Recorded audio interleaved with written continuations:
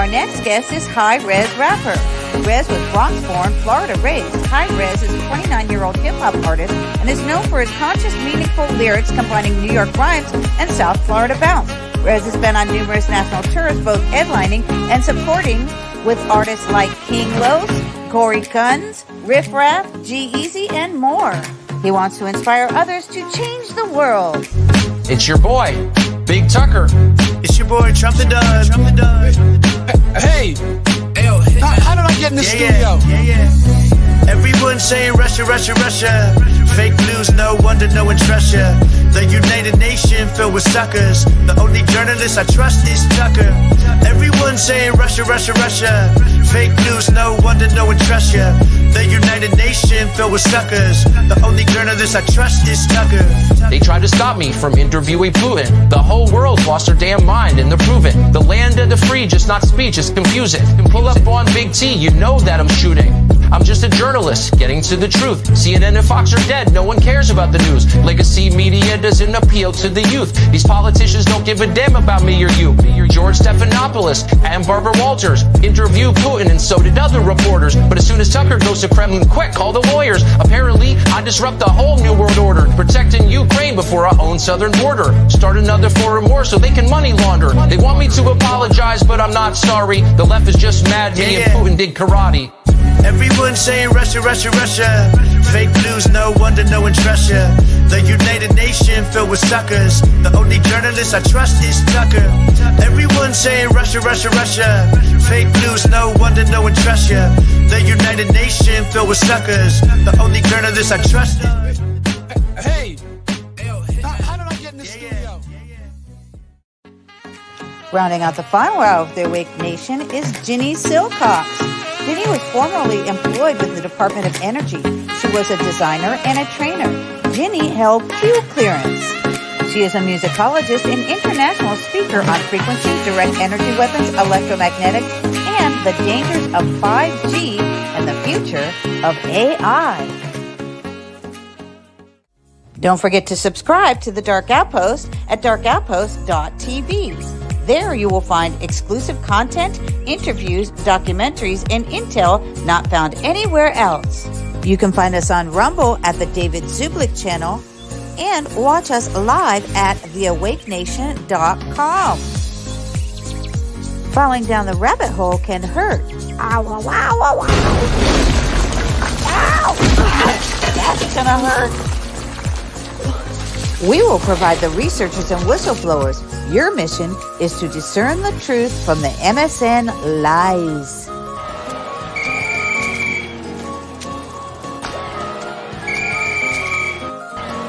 And now for the interview portion of the Awake Nation. And awake we go with a shot of espresso.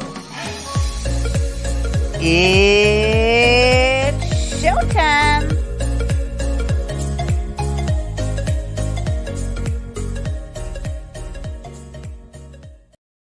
Welcome to Banana Republic News. We don't monkey around with the truth.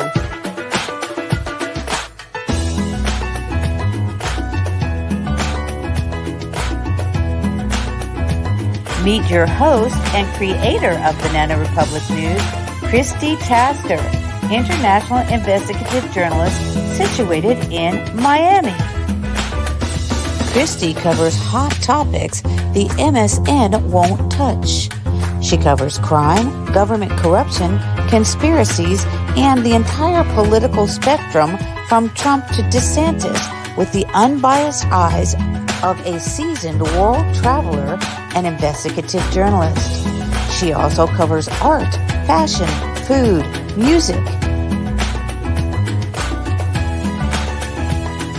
She utilizes undercover methodologies and no topic goes uncovered. For Christi Tasker is a formidable, deep researcher. Many do duck and cover when they see her coming. Banana Republic News with Christi Tasker begins now.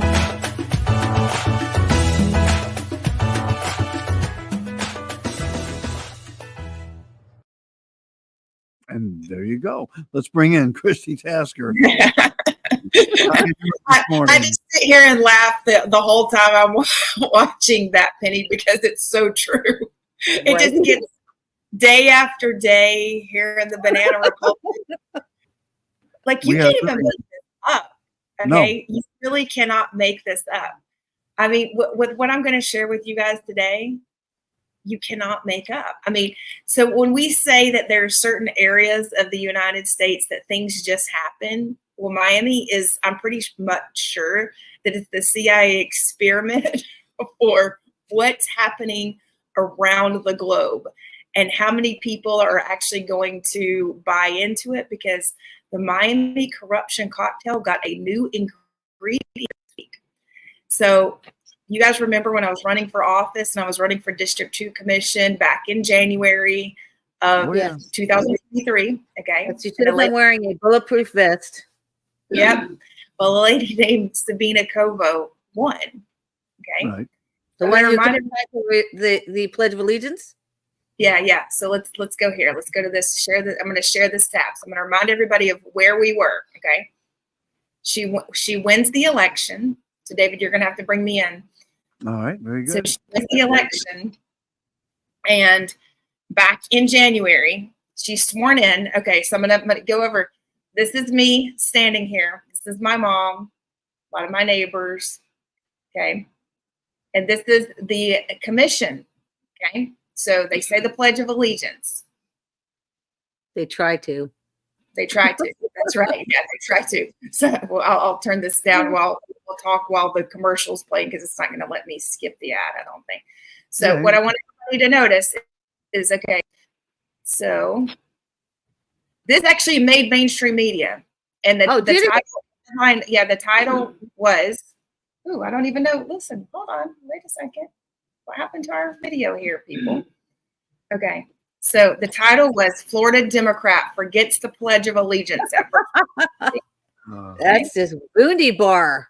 I'm just saying. I told her. We bring in the people to sing you didn't know how to sing the Pledge of Allegiance. I could have taught you, sister. Come on.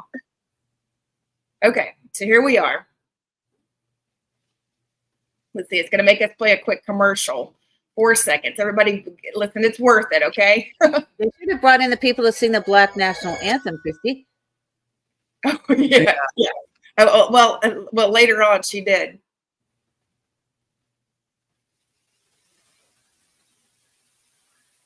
And now, Commissioner Covo, would you lead us in the Pledge of Allegiance, please?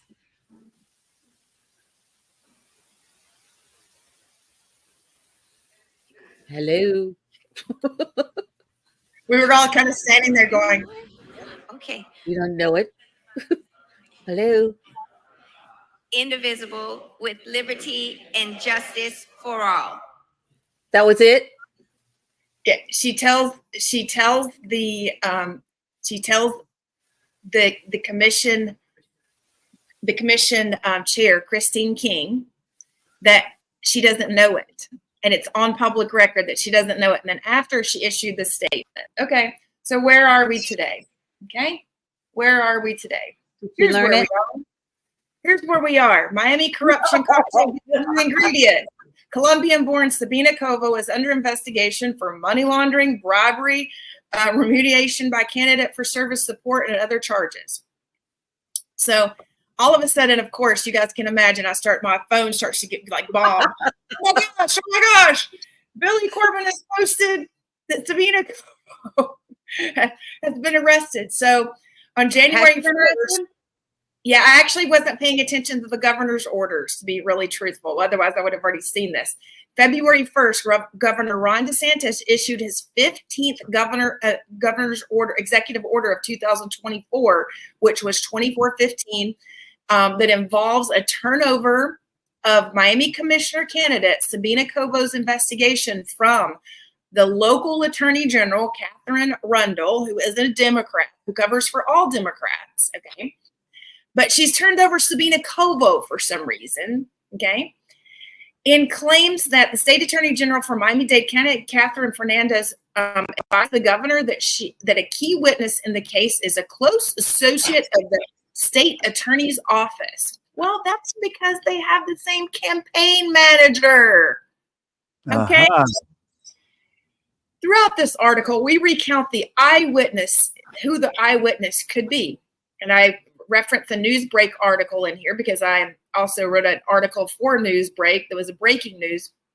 Mrs. Rundle wants to avoid conflict of interest or any appearance of impropriety, so she has voluntarily disqualified herself and has requested the executive assignment of another state attorney general regarding the investigation, prosecution of this case, and all matters regarding Sabina Covo.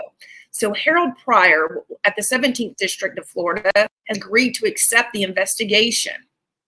Okay, first of all, I want everybody to know, yes, I ran against Sabina Covo. I ran against her for the February 27th election. It was a special election. At that point, Sabina Covo made an appearance in public at City Hall saying she had no plans to run for office. Yet there was a little thing called a Dream Miami PAC set up back in July, where the first document said it, July of 2022. Okay, so where did this PAC come from? Was it just one created by her campaign manager, Christian Olvert? Okay, did he just decide, oh, I'm going to start a bunch of PACs and start raising money so that I can go out and find candidates? Yes, I do believe that's what's happened. So it is important to note that as you read through this, that number one, I have put together the pieces of the information. I've ran against her. I have met her. I know her. And most importantly, I did text her at 4 p.m. on Saturday when all these bombs started dropping, which she informed other people that she had never been contacted by another journalist. She had never been contacted by the governor's office, and she had never been contacted by Catherine Fernandez Rundle. Okay, she issued a formal statement because I asked her, Sabina, you have a statement you want to issue? You know, I want to respect you, your children. She says her children were already getting like tons of text messages, okay, which is very, Penny, we know exactly what the methods are of the deep state, right? We do. You don't go along to get along with them, and guess what happens? Okay, here we are. She says, this is quite surprising as I haven't been contacted by any agency or the governor's office. I led with the highest ethics and integrity, and review of my tenure, including my campaigns, will confirm as such. I candidly did not know what the investigation involves, but I do know that I conducted myself in my office with the utmost good faith, ethics, and the sole interest of the residents of the city of Miami and District 2, where I live with my husband and 3 children. Okay, that was her statement that she issued.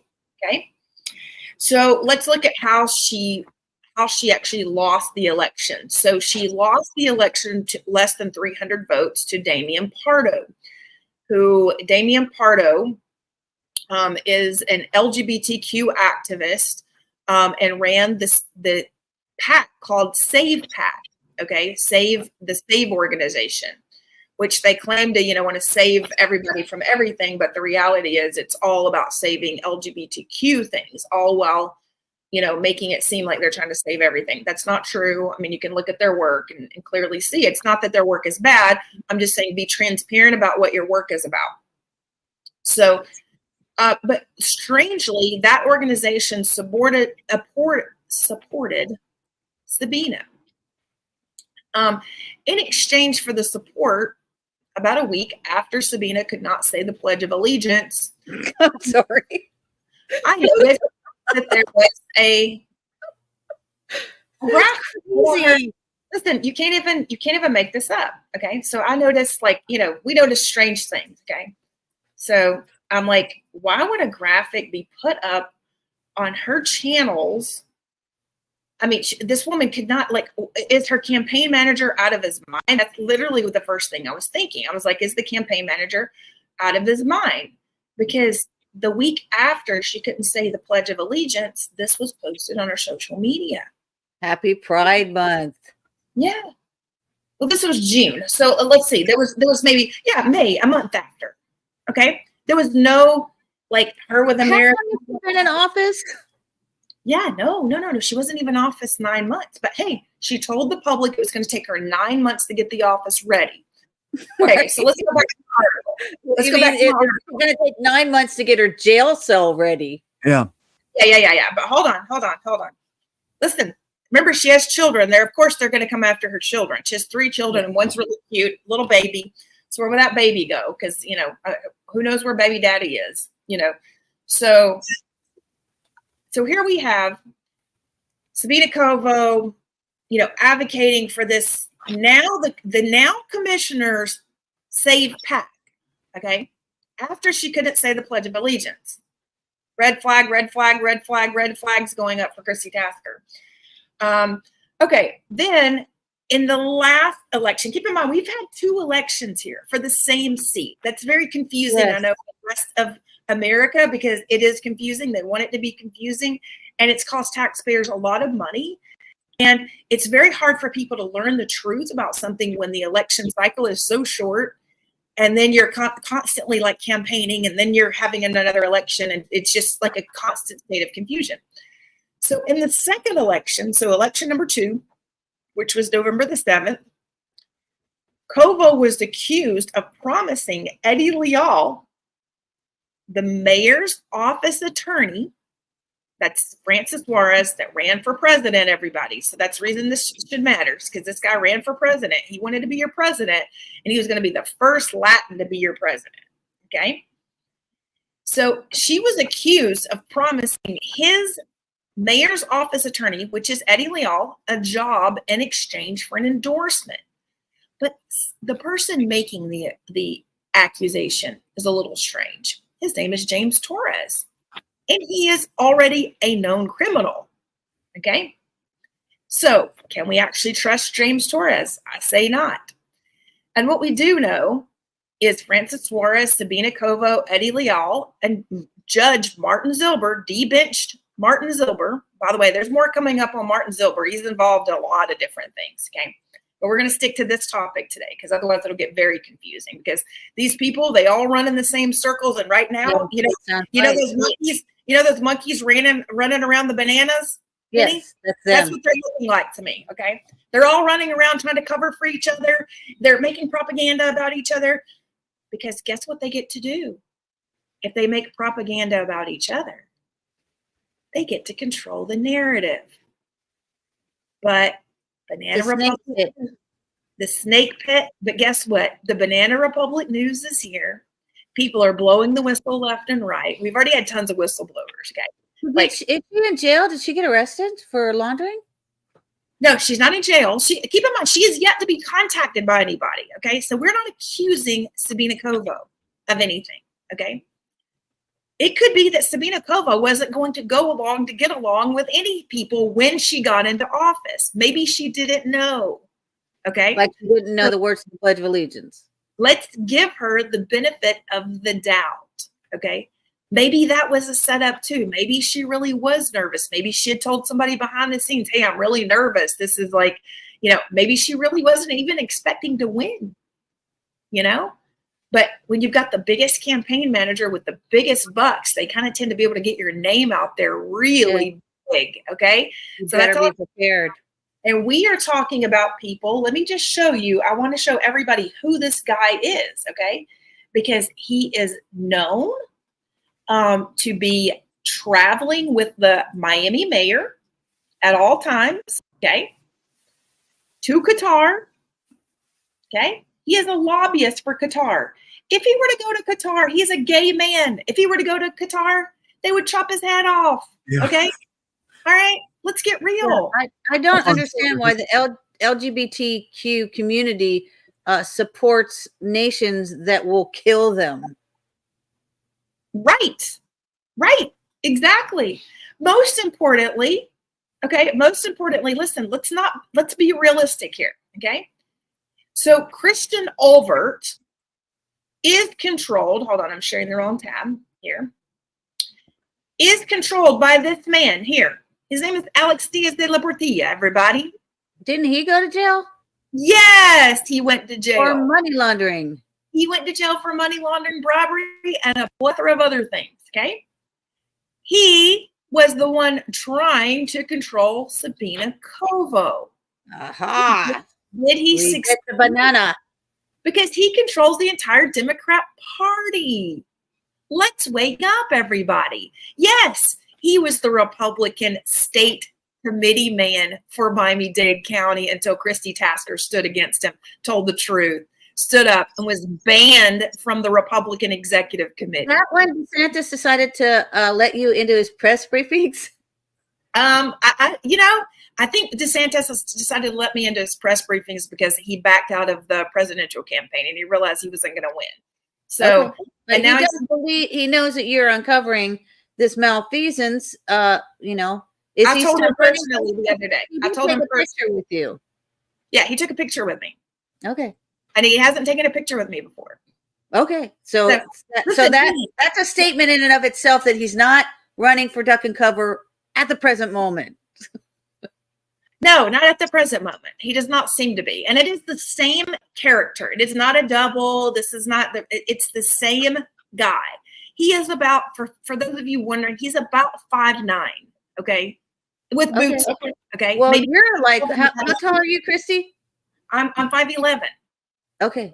So, I mean, just for the record out there. Wait, so he has to take the picture at an angle to not look diminutive. Yeah, I mean, he was behind me a bit, so I was in front. So that's the reason he looked so short in that photo. So, I mean, I will tell you all what I see, and Penny, you know this 100%, whether any of us like it, okay? Whether I have confronted General Flynn to his face regarding Mike Gill, okay? There's not too many people that will do that. Right. Okay? I am known by all of these people to have balls of steel. Okay, and I'm a woman. I'm a female. Okay. Can you get those on Amazon? Yes, you can. No, I was going to say, yeah, we can. Everything's available on Amazon. Testicles, yes.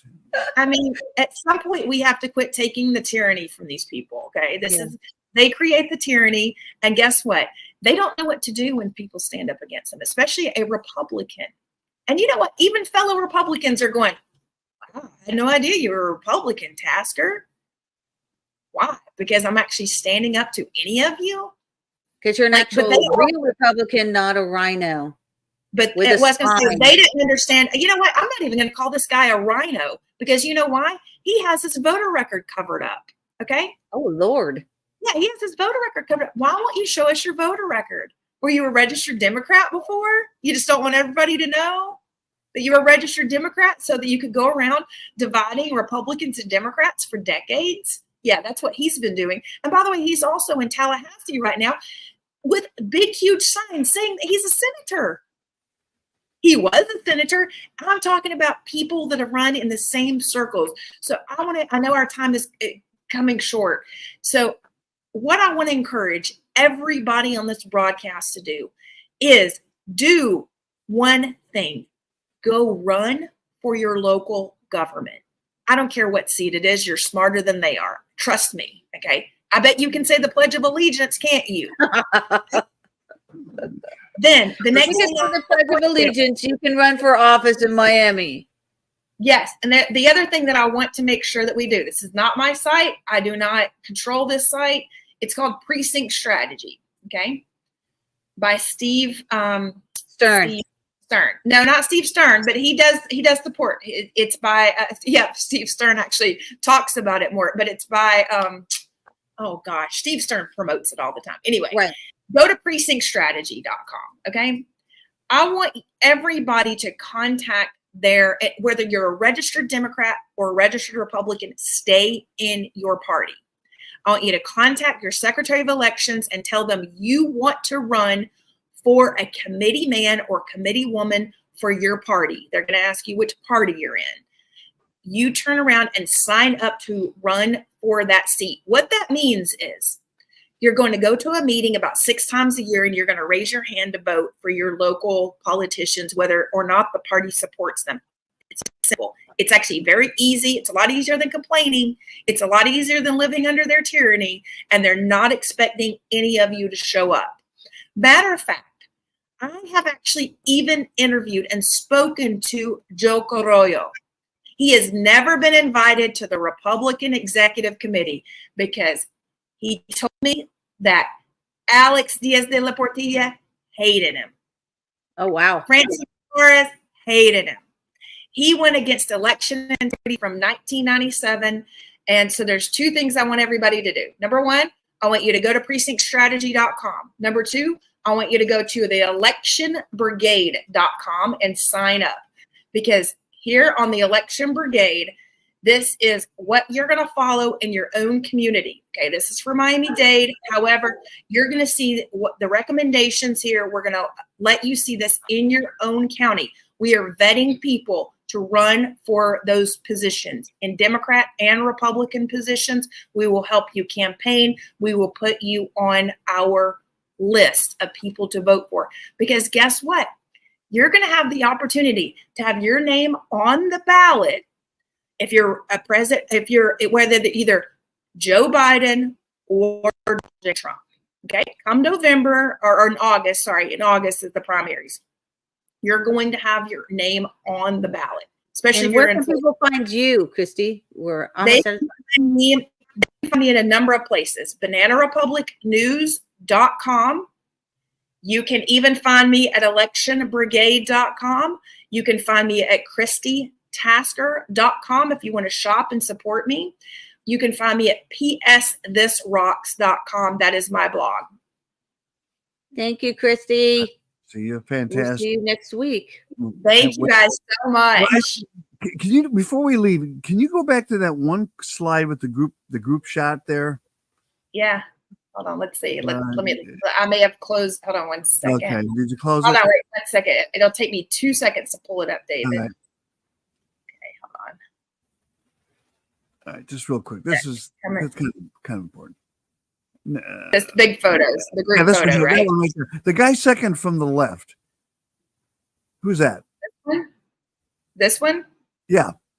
Okay, so this guy, great question. This guy's name is Keenan Hardiman. All I want to know is, where can I get a suit that color? I Right? want just like it, right? I mean, I want to stand out like a sore freaking thumb. And then, Right. Right. And look, what my question is, I want to know if they were virtue signaling in this photo, Right, because You they're know- all wearing that color. That it's royal blue. except for this man. And what And he's color is wearing he wearing? gray. What color tie is he wearing? yeah. Oh, all right. Thanks, Christi. Okay. We'll Bye-bye. talk to you next week. Christi Tasker here on the Awake Nation. All right, we'll take a quick break. Dr. Reginald McDaniel of Wellness Quest is coming up next. Don't go anywhere. We've got a lot more to cover. I want a suit like that.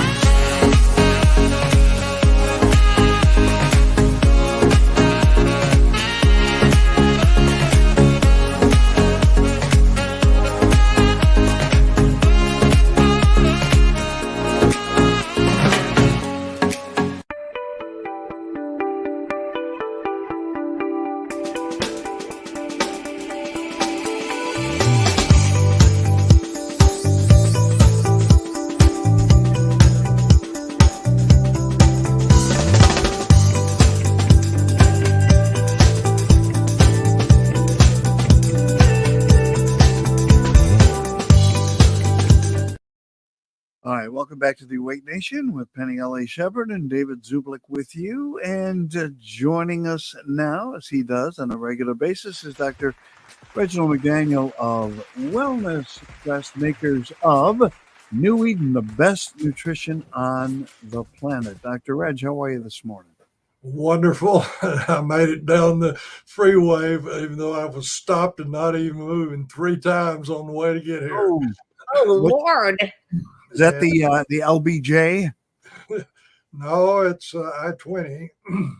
Oh, okay. The thing to Waxahachie going south of Arlington, and then the one going to the airport between Arlington and Grand Prairie. But I just wanted to mention that Christi Tasker just leaves my head swimming about all the political intrigue and things and all. And actually, we're going to talk about today a protocol, and I have in my hand about 5 pounds of paper in a big notebook.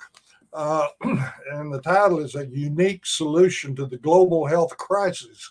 And it's interesting to note that we wouldn't be talking about this except a individual whose wife was not doing well with cancer at all at Sloan Kettering Hospital in New York City, which before forming MD Anderson in Texas was the #1 cancer hospital in North America. She was not doing well, and she started taking what we're talking about today, the active ingredient from the aloe vera plant, cetylated mannose, and her life turned around. So lo and behold, her husband used to be on the staff of Senator McGovern, who for years represented his state and also ran for president for the Democratic Party. He put us on the phone together, and I can't believe how quick he got it. And he said, I have a former staff member that's head of the United Nations Office for Food and Agriculture in Rome, Italy. Let's talk to her. And so we were hooked up to her. And within a few minutes, I was engaged to, I don't know whether you can see this or not. Well, I don't see it on the screen. I'll give you the title of it, to speak for the United Nations office. And the title was Modern Dietary Supplementation Provides Promise for an Economical, Effective Means to Improve the Health Status of Mass Populations. Well, a bishop in the Indian Catholic Church by the name of Karnak got it also.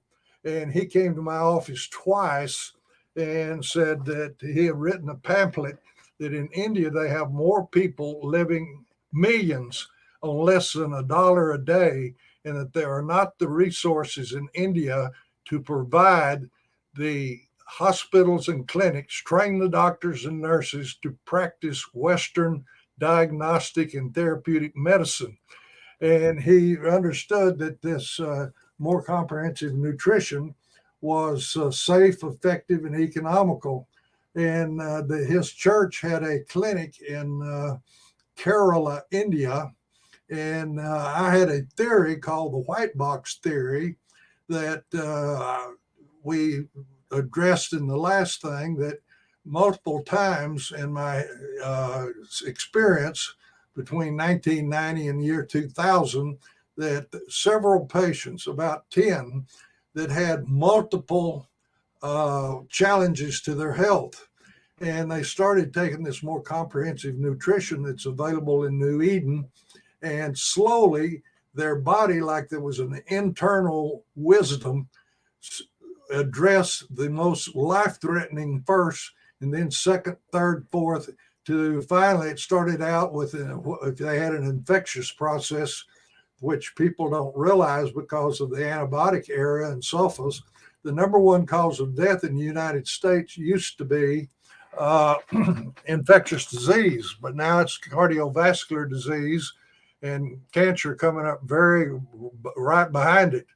Anyway, step by step, the body would take care of the more serious problems down to the last things where middle ear infection or jock itch or fungus of the feet or even dandruff would be the last thing to improve. And I called it the white box effect because the FDA had a thing called the black box effect for some drugs that are more positively toxic than originally thought.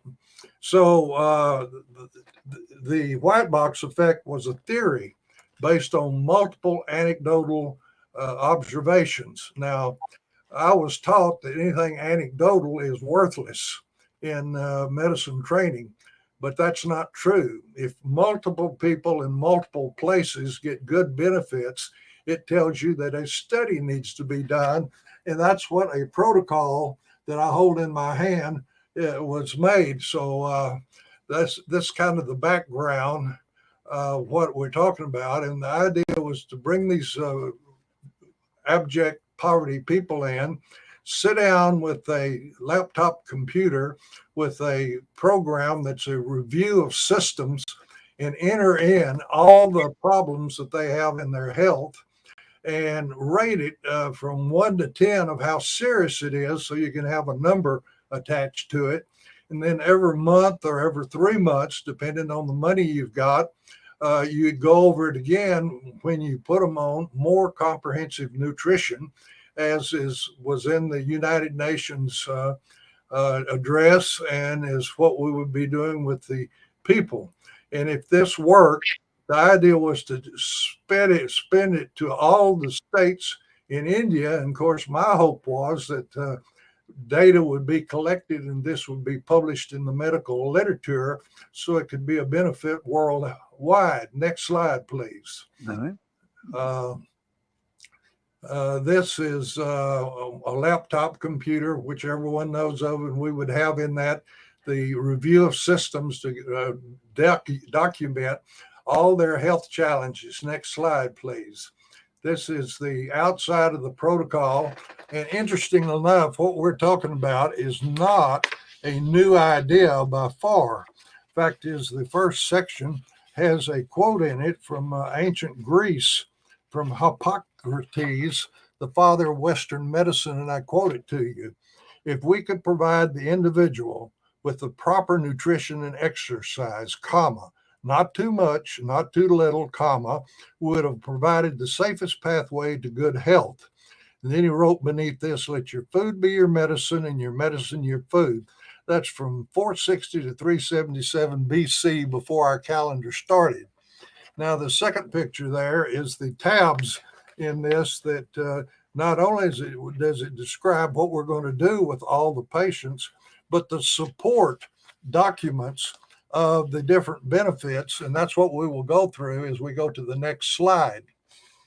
The first one is a section that tells how this all got started in 1985, when I was a medical consultant to Carrington Laboratories that had raised $20 million to finance research to try to develop a new drug from the aloe leaf gel juice. They didn't know what it was, but it had a 5,000-year history of being used by different civilizations. And the reason this little company got started was that in 84, 85, at the peak of the AIDS panic epidemic, 8 AIDS patients from 8 different states contacted the company and says, I drank your aloe juice beverage, which was called Carolo, and now I'm back at work and in school, thought you'd want to know. And of course, they were on their deathbeds before they started drinking this. And then we have in the second tab that with those $20 million, Carrington Laboratory engaged first 10 and eventually was 12 academic institutions to do all the research that the Food and Drug Administration, that we call the FDA, requires for a new drug identification. Next slide, please. This will be the third tab, and I've jumped at this point to try to impress people that this is not just a hokum or spitting in the wind, so to speak, because this is the highest level of evidence-based science that we've been able to do, that I was able to get the money to do. A family in West Texas donated $200,000 to do a study at the Miller School of Medicine of the University of Miami down in Miami, Florida. And they took Alzheimer's patients, which if you may or may not know, the Obama administration had sessions all over the country at different places. We have one in Fort Worth here, basically saying this is a terrible disease. There's 500,000 families that have this problem, and there is no treatment, no cure, but we're going to put millions of dollars in research and we're going to conquer this disease. That's what they said at these conferences. And I was there, and to the date, they still don't have anything to reverse the effect of Alzheimer's disease. However, in this pilot study, which was for 30 patients, that was a toxicity study, which is something that the Institutional Review Board of the medical school required to show that this wasn't going to cause any adverse effects in these elderly individuals. Well, we got a 69% benefit in these Alzheimer's patients. 46% improved their memory and cognition, and 23% were stable and did not progress with their dementia during the year of observation. In addition, in this study, which showed no toxicity whatsoever to any of the organ systems, the studies that were to show bone marrow, whether there would be any damage to the bone marrow, showed that the stem cells, which were CD14 monocytes, increased nearly 400%. And these cells migrated in the blood into the brain to replace degenerated or dead brain cells. And we know this because we collected blood before they started this, and at the exit, and that the brain-derived neural growth factor was elevated in spite of the fact being diluted with the entire blood volume. We didn't have spinal fluid, which would have been higher, but that showed you that these stem cells were being differentiated to become neurons. And also in this, it showed that the immune system was boosted to a higher level. And so this was just the opposite to toxicity, which is typical of prescription drugs. Then we have a section in here that have 29 papers that have been published that show the improved brain function, or the mind works better on more improved nutrition. And probably the peak of this was 7 fetal alcohol syndrome damaged children in Canada, where in special education they had been taken away from their alcoholic Indian mothers and making no progress for many months. All of a sudden they began to improve, and their behavior first improved, and then they began to remember and develop in their special education.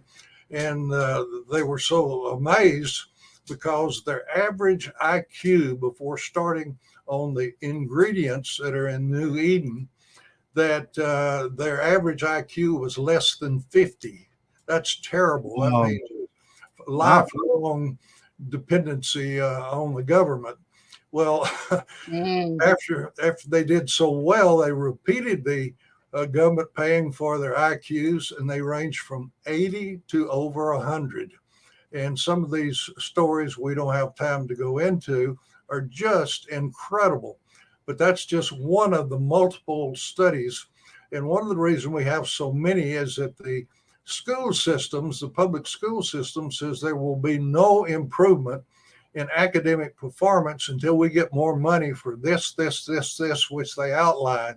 However, for pennies, just improved nutrition, we got benefits that they were seeing in attention deficit syndrome and hyperactivity syndrome and compulsive disorders, where these kids were in special education and they got out and got into the regular classes. Some of them became the top academic student in their class that had been in special education before. This is all in this tabs of number 4 that I showed you in this protocol. Next slide, please. Now, I hesitate to publicly tell you this because the cancer treatment industry is the most brutal and protective in all of medicine. Oh, yeah. However, That's true. a Mayo-trained oncologist had about 20 years experience, and he had 3 patients that had never done as well with response to his treatment. And he found out they were taking the active ingredients that are in New Eden, the acetylated mannose from the aloe plant. So he did 100 of his next patients, all different types of tumor, in combination with the chemotherapy. And he has a report that he's done in several different places in the United States. And he calls at the end of it a revolution in the quality of life and the response by the combination of standard protocol cancer treatment combined with more comprehensive nutrition. Well, I point out that the physicians are attacking the abnormal cell population. All we do is we don't treat or cure anything. All we do is optimize the nutrition for the normal cells in the body. And we're not treating, but the normal cells have in their genes the programs to search for, find, attack, and destroy abnormal cells.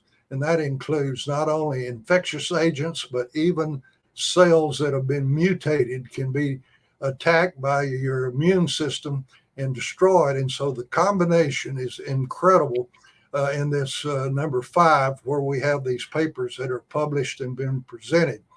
Number 6 in this thing is about a condition that the World Health Organization says is a silent worldwide epidemic. And that's type 2 diabetes that has come primarily as a result of improved nutrition worldwide. We got more and more people with fat reserves in their body. And this leads to a shift in the metabolism for type 2 diabetes, where the glucose is not properly managed. And I point out to people, they see these ads about if you want to have a bikini swimsuit or your legs got horrible looking veins, you can go to these clinics. They take a very fine needle and they punch it into the little vessel that is dilated, and they put concentrated glucose in there, which is irritating, and it causes an inflammatory response, and they wrap it up and the vessel is obliterated. Well, diabetes is a position that you don't put concentrated high level of glucose, but higher than normal level, and it irritates the cells inside all the little capillaries, and this can lead to heart attacks, strokes, and your toes, your feet, your legs have to be amputated because they don't get enough blood. And so there are a lot of complications of type 2 diabetes. And the gold standard in type 2 diabetes is that you can use the stroma, the red cells in your blood, as a indicator or a marker for the damage that's being done to the little endothelial cells in the capillaries. And so you draw the blood and you find out how much glucose has been bound to the stroma of the red cell. And that's called hemoglobin A1C, the gold standard. And less than 6 is the normal.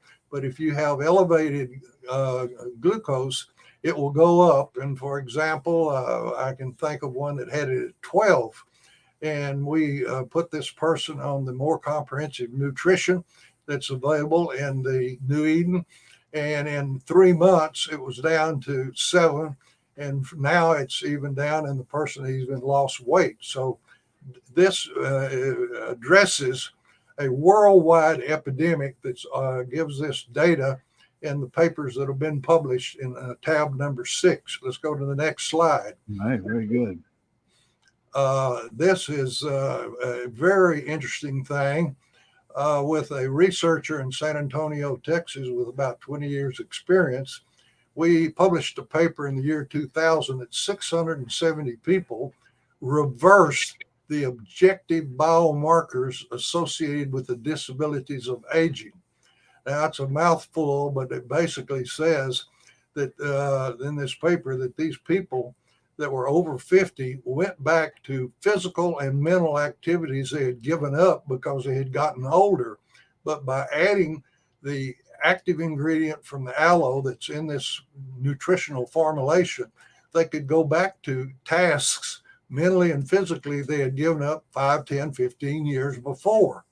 Well, out of this, one of those individuals was a retired dentist in Wichita, Kansas. He had been reading the literature. He was 72 at the time. And so he got his telomeres measured. He had gotten the benefits that we had seen in this. And he found out that these telomeres, which are caps on the end of your chromosomes, there are 46 chromosomes in every cell in your body. And this little cap called a telomere protects the DNA from damage, of metabolic damage, anything attaching to it, because the molecules in this chain of your chromosomes carry information. And if anything attaches to them, it's called a mutation, and it alters the information. And this is required for cells to become malignant or cancer or leukemia or lymphoma. So these telomeres now are the gold standard for anti-aging research. And this individual, this dentist, found out at 72, his telomeres when he was taking this were that of about a 45-year-old male. Well, this got my attention, and I was sitting here at 81 years at the time, and I says, I've been taking this since this aloe active ingredient since 1985 off and on. I better measure my telomeres. Well, lo and behold, at 81, my telomeres were that for a 45 to 55-year-old. And I don't know what, as you see me here on the Zoom call, but oftentimes at meetings, people can't believe that I'm 87 now because I've gotten this reversal effect. But that's not the end of the story.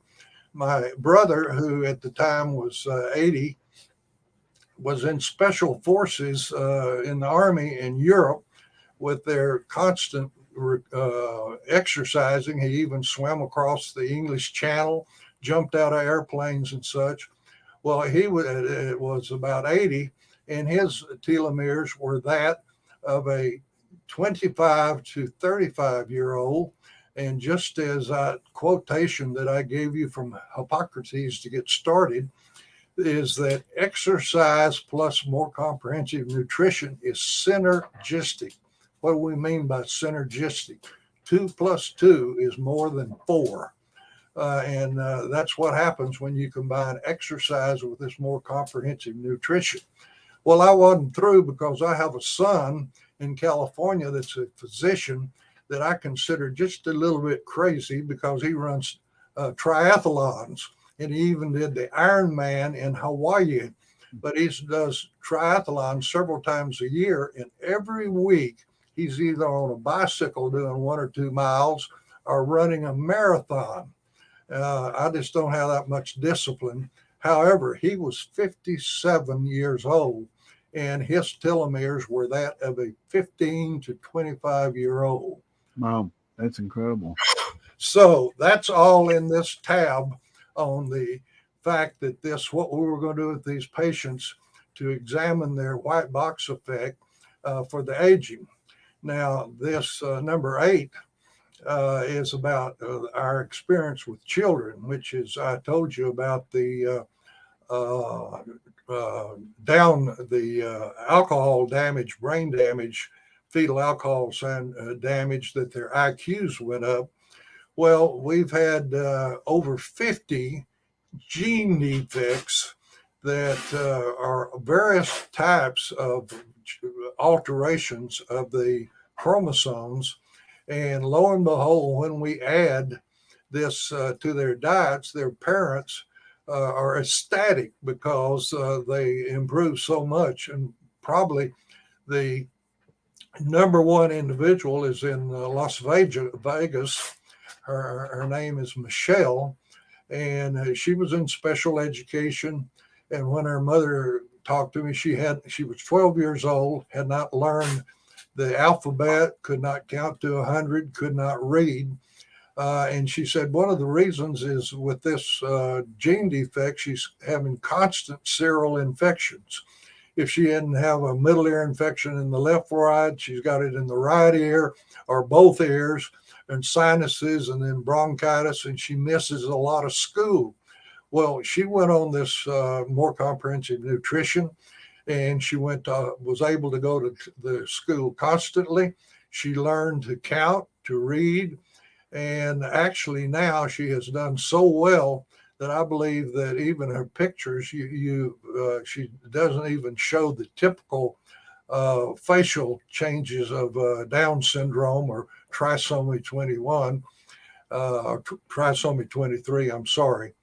But she works for a automobile chain and handles computer work for their invoices and the thing. It takes responsibility that you would never think that a Down syndrome child would take. And I think because of what has been in journals about her, is she has done more for more children in the United States than anyone else, because people have thought, gee, if that can be done for Michelle, it can do anything.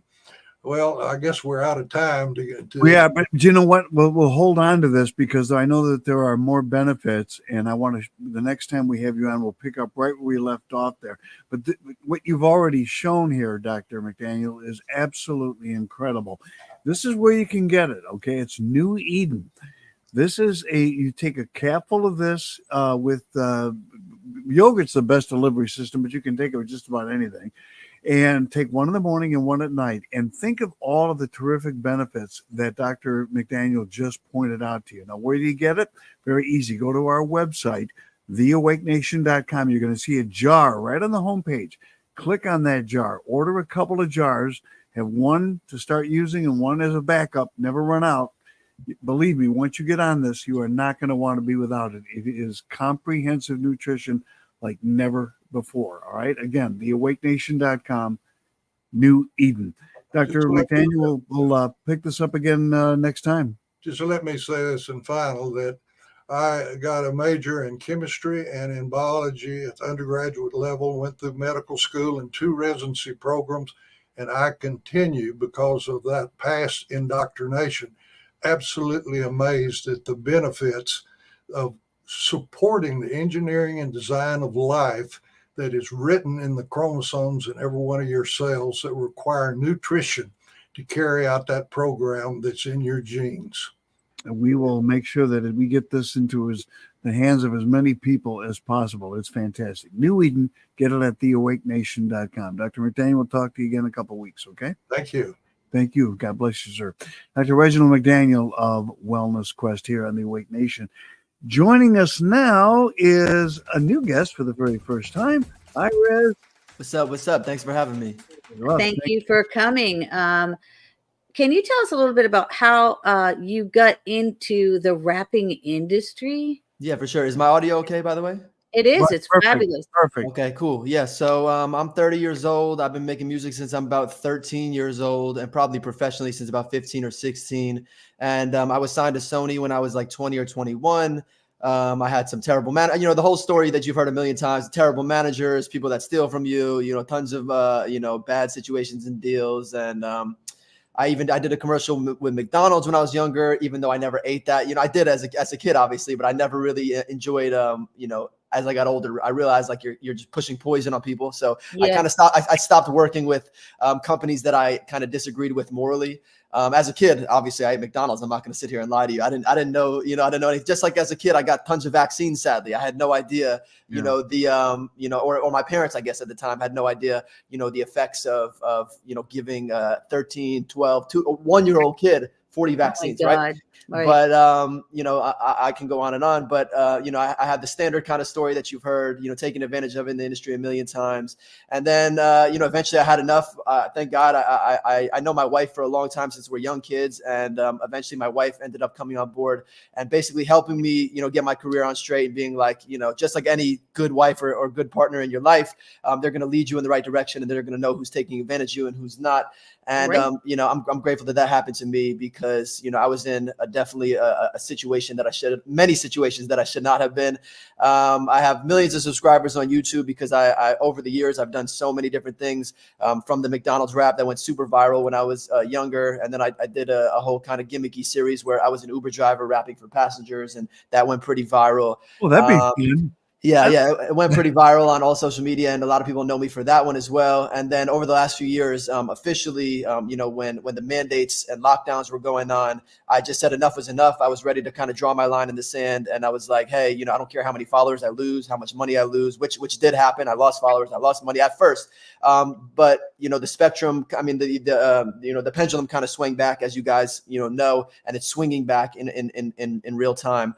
And I'm super grateful that, you actually can have a fan base for counterculture now, and you can actually, gain some attention and make a career, because the last few years was extremely difficult, from being demonetized on certain videos and platforms and losing fans. And but I've been through so much of my career over my 15-year career that this is just another stop, and I've always realized, and I've always had an understanding of faith and a love for God and a fear of God, obviously, that it's always kind of been the center and core of my life and my career. So anytime I was going through something crazy in my life, or anytime someone took advantage of me, or as of recently with the mandates and stuff like that, I always just had a strong understanding that God was looking out. Did you were born in the Bronx? Yeah. So Bronx, New York is where I got a lot of my, I guess, hip hop edge, or, if you will, my New York hip hop style. Then I moved to Florida as a young kid. And so it's how old were you when you moved to Florida? Oh, very young, only a few years old. But I still have family in New York, so I go back and forth every once in a while. It's been a while, but I have that kind of flair of New York and that flair of Florida, and that kind of helped build my sound sonically in music.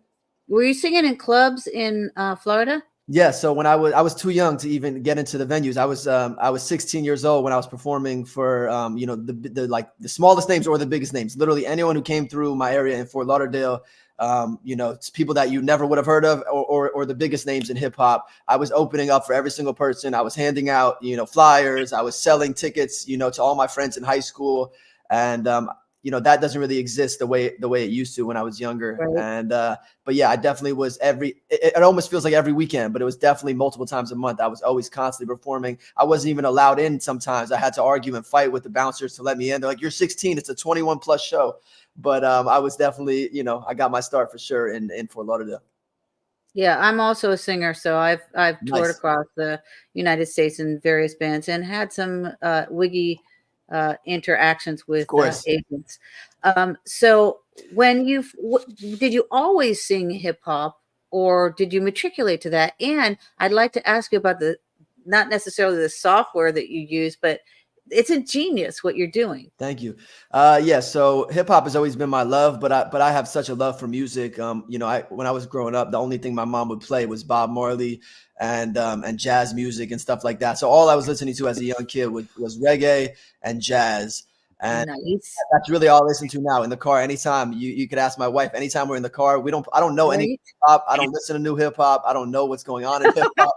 I only listen to jazz and reggae, mostly Bob Marley, but I enjoy I'm from Florida too, by the way. So I was born and raised. I lived off of the I-95 in Ives Estates, and then I also moved. You'll see Ives Dairy Road when you're going down the road. You're like, oh, that's where Penny lived.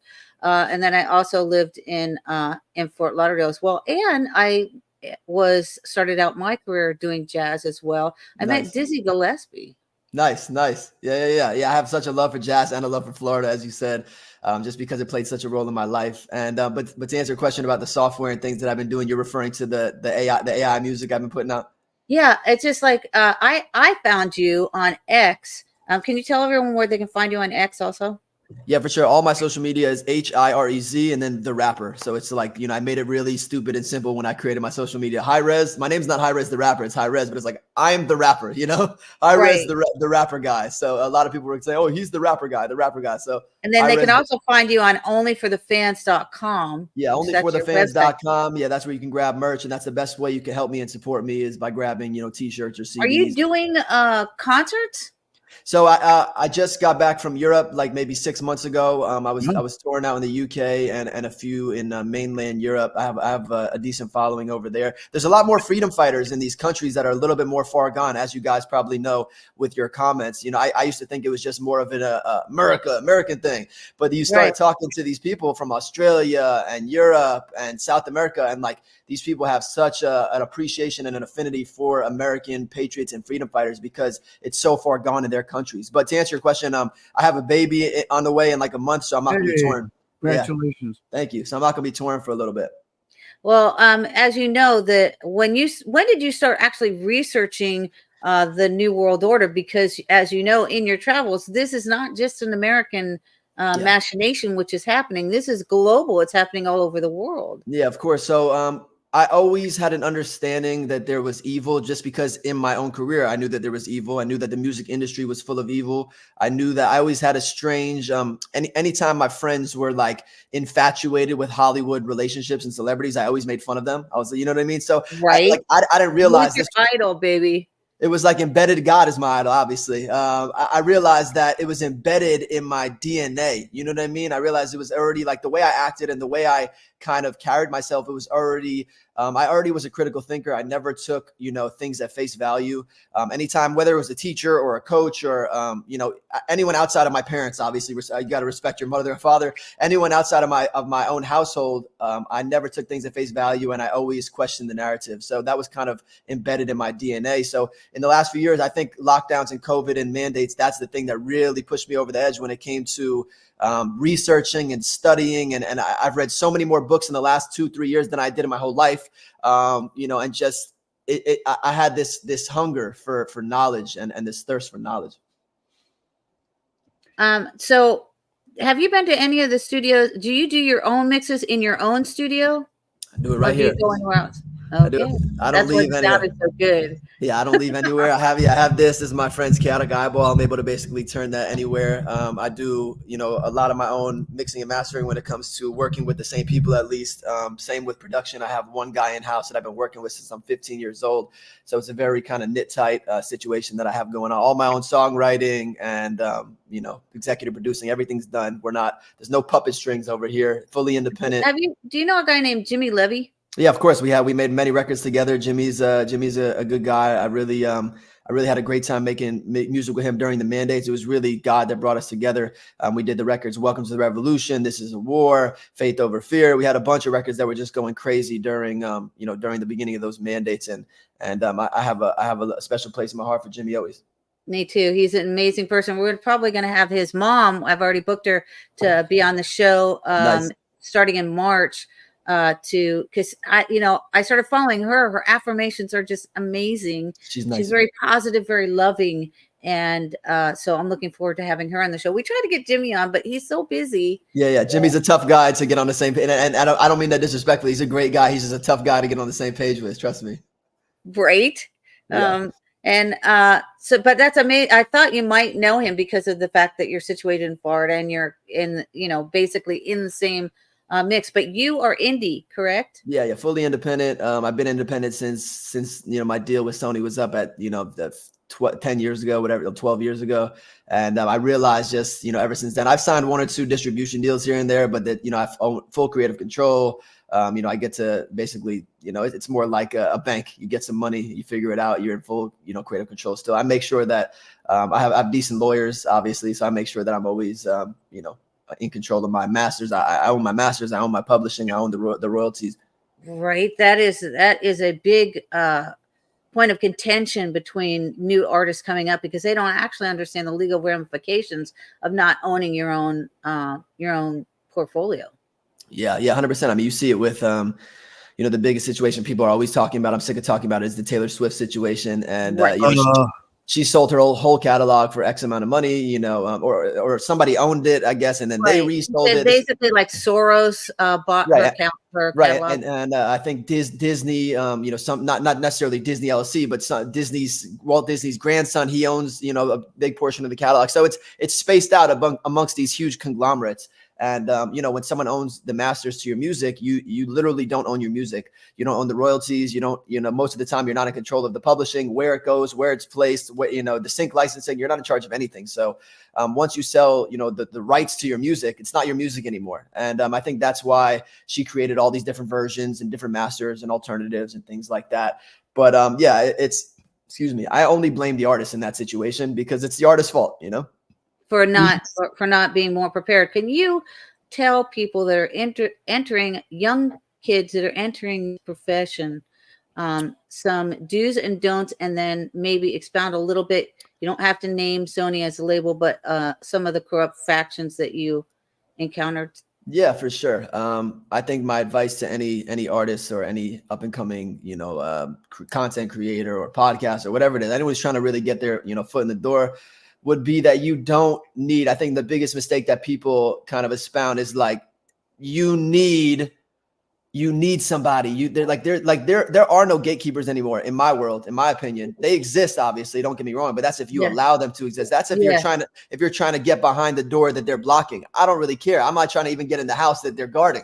I built my own house. I built my own door. I got the bricks. I've been laying the foundation. My fans know me for, you know, 15 years. Some of them come, some of them go, some of them, you know, new fans, old fans, whatever it is. But, you know, I've seen so many artists that I've been compared to since I'm younger that don't even make music anymore because they didn't understand. They didn't have the love for it that I do. And they didn't understand what you just basically, you know, kind of asked me, is that they didn't understand the evil in the industry. They didn't understand how hard you have to work. They didn't understand how you have to remain in control of your masters, how independent you have to stay. That's not to say that you can't go out there and raise some money and you know, like I said, sign a little dish. I know guys in the biggest positions getting X amount of money in distribution deals that literally can drop the music when they want. They create the artwork, they create the music videos, they direct everything, they do all the stuff, the same stuff I do. They just are doing it a little bit bigger than me. And I think that the number one thing would be stay as independent as you can. Obviously, you're eventually going to be giving up money, you know, not just in taxes. You're going to be, you know, paying for merchandise. You're going to be paying a lawyer. You're going to be paying a manager, maybe sometimes like that. So obviously, stay as in control as possible. And regarding the other question, who specifically, I've only dealt with Sony and a few other small distribution companies, and you know, it's hit or miss depending on that. So I can't speak on anything that I haven't gone through, but I know that that's just one of the. We know that there are individuals like I'll just name one, Scooter Braun, that are scurrilous within the industry and agents. As your way up this ladder, I'm going to just read one of your tweets. Cool. Why I am no longer a Democrat. Yeah. My cousin was killed in the 2018 Parkland school shooting. Up until then, the media has trained me to be fearful of guns and to stereotype proponents of the Second Amendment as Southern redneck racists. I grew up in a household where most of the world's ills were blamed on Republicans, and my parents voted Democrat down the ballot. There are the empathetic ones who care about the little guy, my mother would say. However, my cousin's death stirred up questions inside of me. Why do schools brandish gun-free zone signs when government buildings and Hollywood homes are protected with armed guards and security? Why does the media believe ordinary Americans must remain defenseless against unhinged psychopaths who shoot up schools? These questions led me to a profound realization. The reason America has not been overtaken by a tyrannical government or foreign adversaries is because of our Second Amendment. In the event that we need one, this country would have the most robust militia in the entire world. But despite having more guns than people in this country, have not fought a single war on our soil since the Civil War. In 1911, Turkey established gun control. Between 1915 and 1917, the government rounded up and exterminated 1.5 million Armenians. In 1929, when the Soviet Union implemented strict gun laws, 20 million were slaughtered over the course of the next 24 years. The same fate awaited 20 million Chinese, 100,000 Mayan Indians, 1 million Cambodians, 6 million Jews, and 300,000 Christians immediately after the regimes of China, Guatemala, Cambodia, Germany, and Uganda enacted gun laws in the 20th century. And from your picture, which is on our cover, you're standing there with guns. So I know that you are definitely a proponent.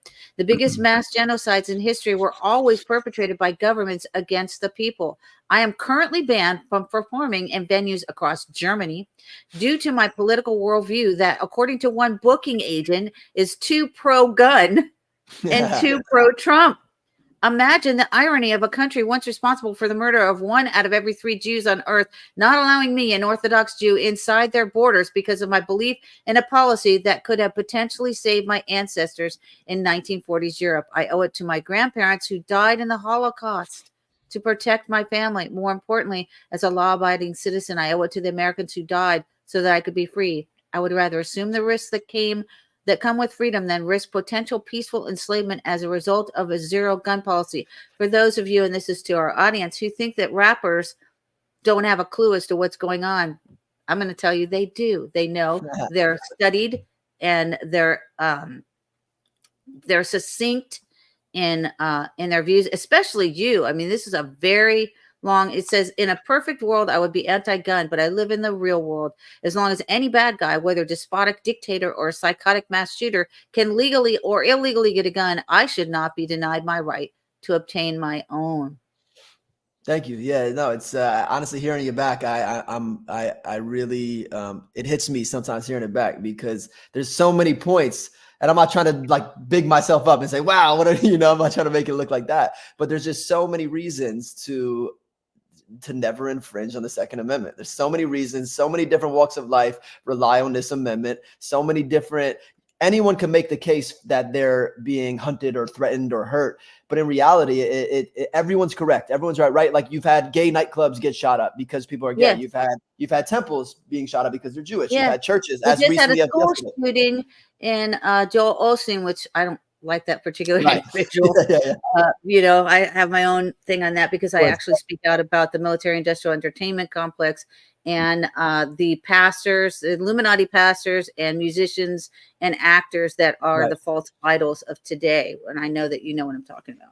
Yeah, no, of course. Yeah. As you were saying, church has been shot up, mosques have been bombed in Europe, it's like, so everyone can make a case that somebody is out to get them, but who's creating these narratives? It's the media, it's the government. It's, as you said, it's the New World Order, it's the WEF, it's the WHO, it's the CDC. It's these 3-letter CIA, the Mossad, the FBI, it's these 3-letter agencies. And I think people, I say this all the time, intellectually lazy people want to kind of blame one thing.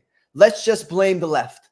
Let's just blame the right. Let's just blame black people. Let's just blame Jews. Let's just blame just the CIA or just the Mossad or just the WEF or just Klaus Schwab. In reality, all of these things, and then I'm not saying the races. Let's throw that out there. It's never the citizens. It's never the people. It's never you or I. It's never, trans versus Christians. It's never that. That's just how they make it appear. And it's like everyone just plays into it and falls right into it all the time, like little puppets. And it's sad to see because I don't hate citizens. I don't hate people. I don't hate when they say, do you stand with this? I stand with the people over there. Sure. I don't stand with the government over there. I stand with the citizens over there. I don't know how that's a hard concept to grab for people. Let me ask you this. When you were mentioning the control of the big record companies and why you went independent, how much control is exerted by these companies on the content that an artist puts out? In other words, if you were to sign with a company and they said, "Oh, you're pro-gun," we can't let you, sing that kind of music or that. I mean, do you find that there's the control over what the artist puts out as well? 100%. So before I was even controversial, I guess, because it's weird because the things that I say, like I'm anti like big pharma, I'm anti military industrial complex, I'm anti cutting off kids' breasts in downstairs regions, things that normal people and logical people of just a few years ago, 10 years, whatever, that's the things I'm for. But to answer your question, when I was signed with Sony, I was in a place in my life where I was I wouldn't say I was necessarily partying too hard or I was an addict or anything like that, but I was rapping and partaking in drugs and sex and rock and roll. And that's the things that my music was not necessarily partaking, but I was 100%. I remember I was on prescription pills at the time for a surgery I had, and I was kind of indulging a little bit more than the average person. And I remember that, my music was representative of that as well, when it came to sex, drugs, and rock and roll. But nobody had a problem with that. I literally had a song talking about Xanax. Like I have multiple songs talking about my love for Xanax or something like that. And they love to push that out. They loved it. No big deal. That was when I was with Sony actually. And that's a big deal. That was no big deal. And I remember, to answer your question, I remember asking them a quick question like, hey, so I need X amount for this video. And they said, no, we're going to give you half that. And it has to be for that song, so that's just a little small, indication. It had nothing to do with the content necessarily at the time, because all my content was terrible, but good to them. Terrible for society, but good to them.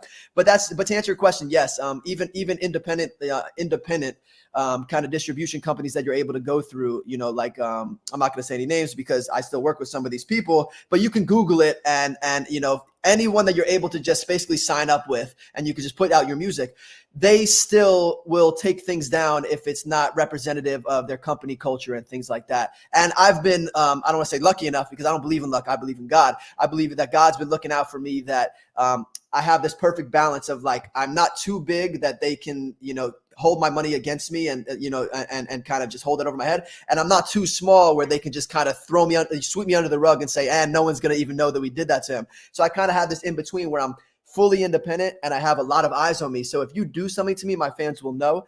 And like I said, I'm not in the Jay-Z or Kanye. I'm not up there where it's like, you can now, now I don't have BlackRock holding money over my head. You know what I mean? No, because you have principles, okay? Yes. Because you have values. Yes. And that's, to me, that is incredibly important. Your music needs to be promoted even more because they're what you stand for and not what somebody else stands for.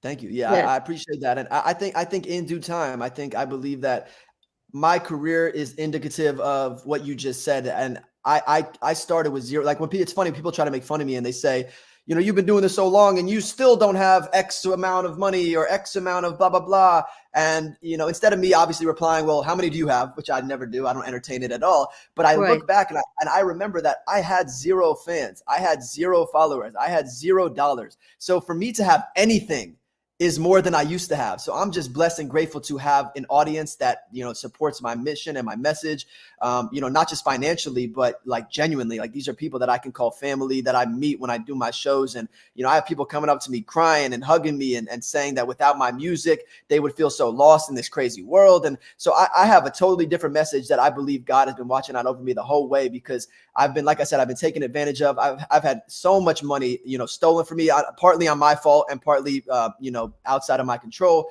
But I'm still standing, I'm still here. And I'm so grateful that every single year it grows, whether it's financially or statistically or views or content I'm creating, or it's just always growing. And those guys that I mentioned earlier that I was compared to 10 years ago, 8 years ago, 5 years ago, they don't exist anymore. And no one's comparing me to them. And they're always comparing me to new people that I didn't hear about until 6 months ago. So I'm just going to keep that stepping stone going. And I'm going to keeping my morals, where they're at, and keep trusting my moral compass and my wife's moral compass and my principles and my fans and my family. And I think I'm going to be good. Yeah, so I'm going to play a little bit. We played a little bit of this in our guest promo, but I'm going to play this song, which actually I saw this and I was like, dude, I got to get this guy on. So 1 second, here we go. It's on pause. Really? Maybe internet, huh? Yes, I'm on the internet. Here we go. All right, let me try it again. There you go. It's on mute. Everyone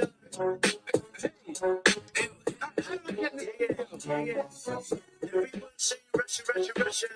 Fake news, no one to know and trust you. The United Nation filled with suckers. The only journalists I trust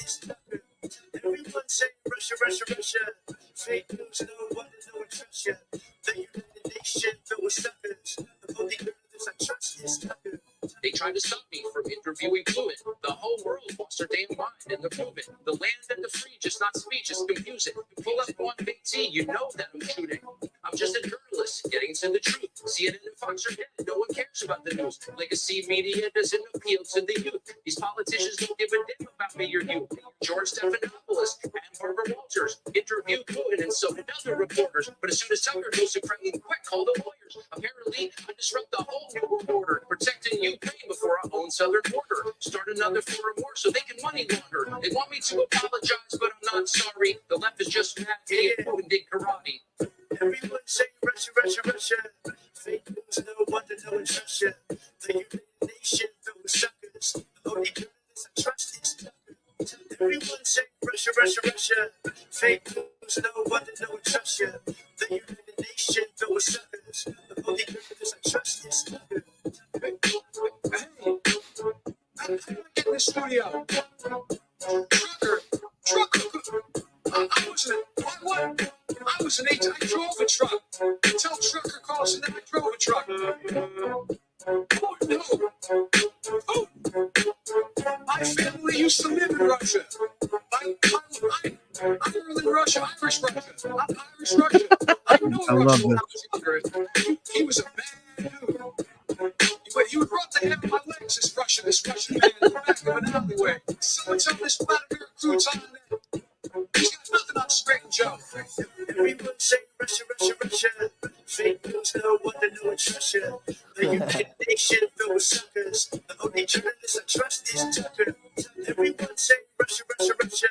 Fake news, no wonder no one trusts you. The United Nation filled with suckers. The only journalist I trust is Tucker.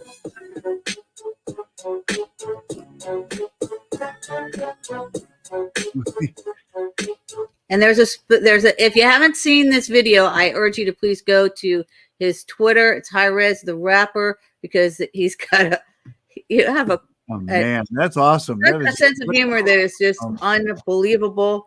And there's a little thing in there with just like a flip book in the back. It's hysterical. You've got the greatest sense of humor. I hope that you come back. Thank you. Yeah, no, I appreciate it. Yeah, if anyone doesn't know where to find me, you can find me at Hi-Rez, the rapper, everywhere, or Hi-Rez TV on YouTube or Rumble. And as Penny said, onlyforthefans.com. You can grab yourself, like you just said, I sell a funny Joe Biden book. It says why Joe Biden is the greatest president of all time. It's just a bunch of blank pages. And well, just kind of like the blank stairs. There's not much up there either with him. Yeah. We sold a decent amount of those, and those are still on sale, and a lot of the other stuff's been selling out. So I'm super. I know you only have 30 minutes, and I know that you have to go, but will you please come back when you have time? Yeah, I would love to. For sure.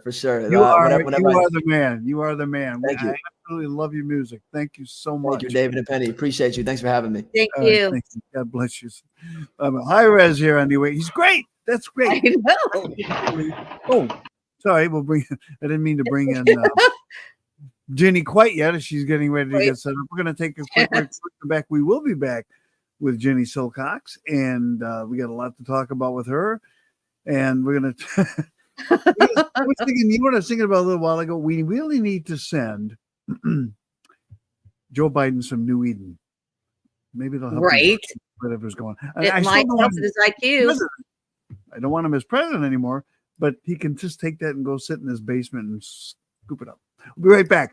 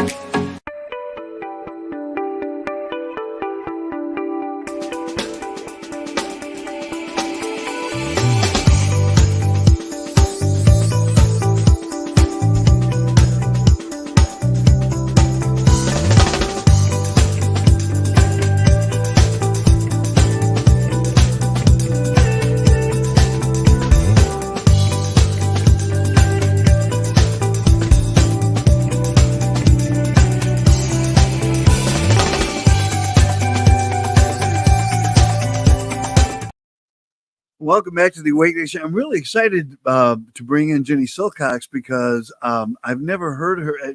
Now, you did, by the way.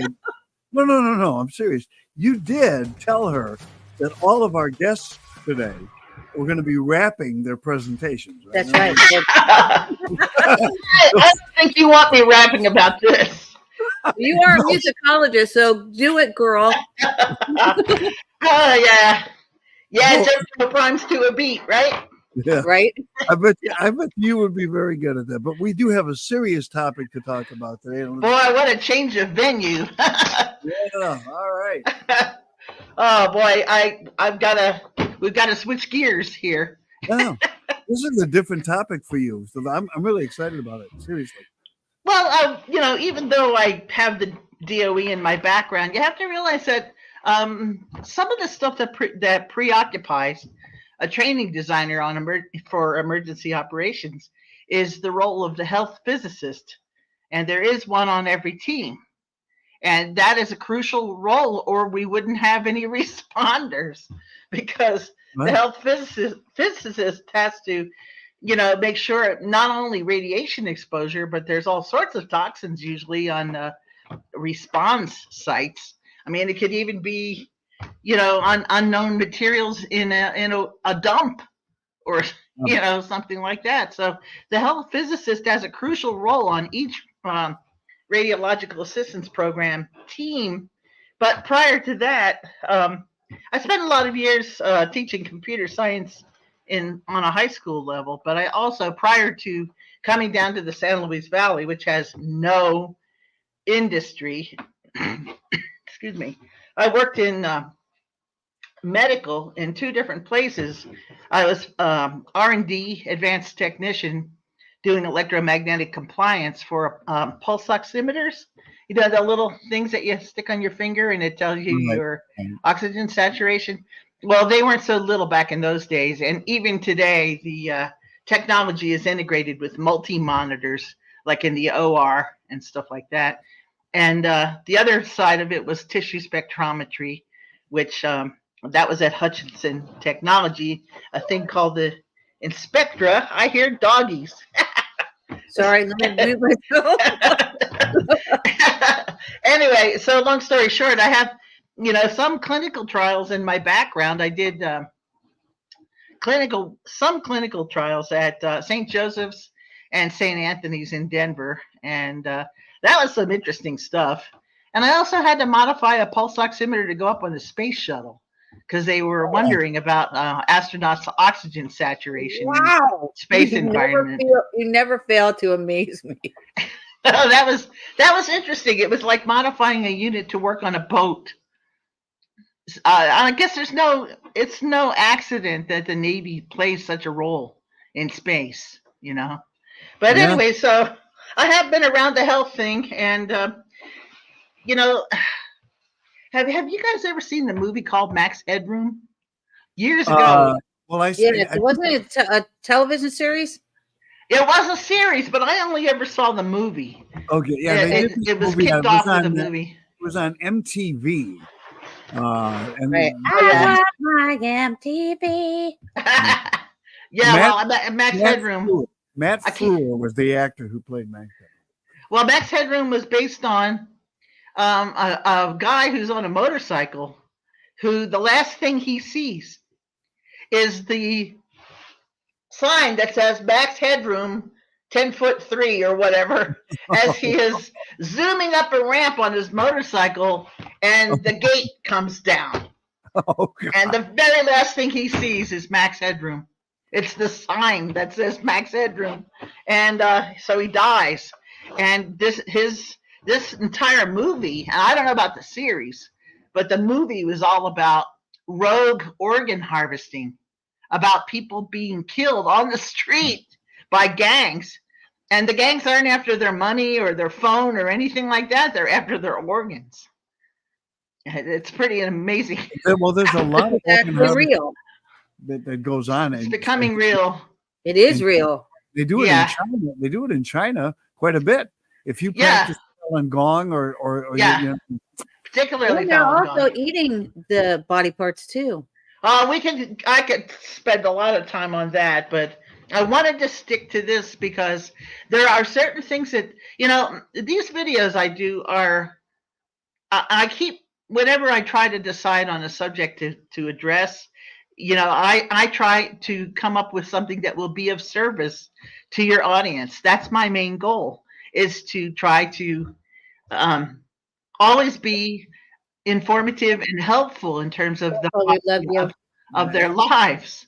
And so, well, take a look at some of the facts here. It's people think of organ donation as being like a cornea or maybe a heart, or something like that.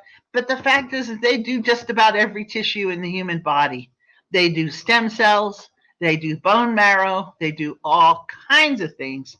And so it gets to the point where one fully harvested human, which is rare, you're practically never going to find a human body that is completely recyclable.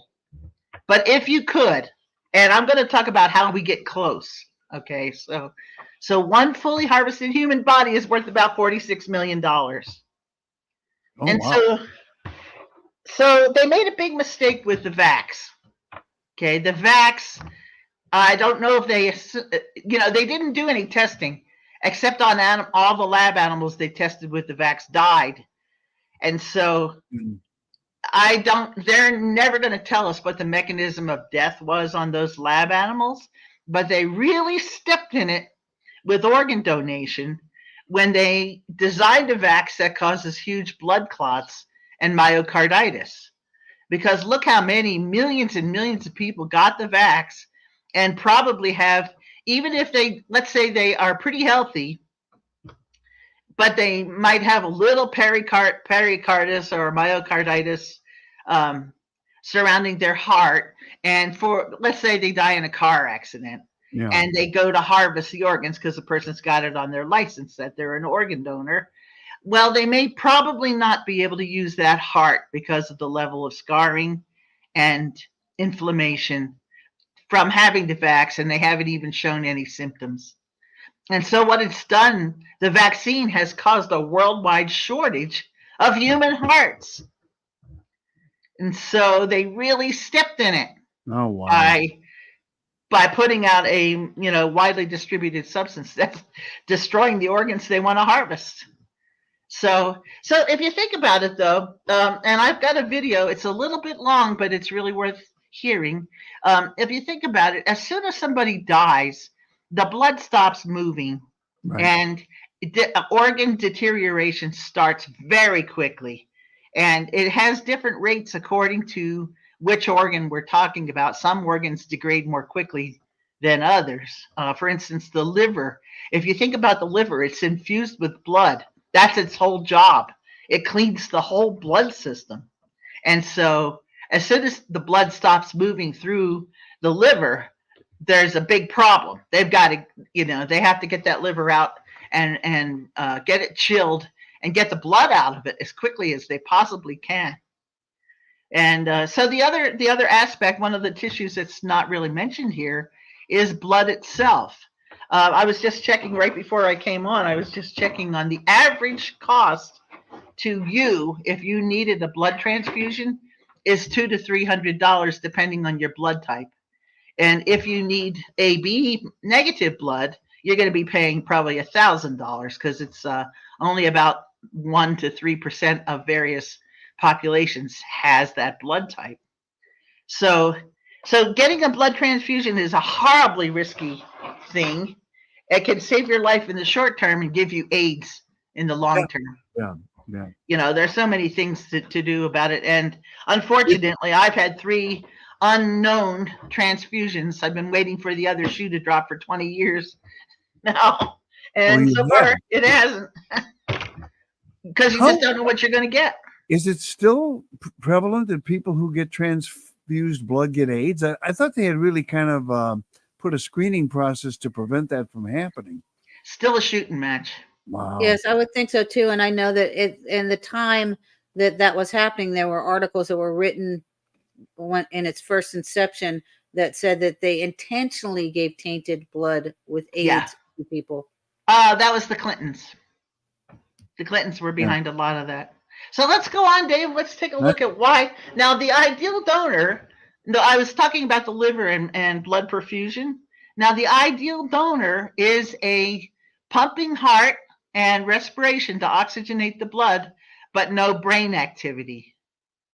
Okay, because now we've got 3 shots of different brains, a fully functioning one that has suffered brain death, and then one that is in a coma.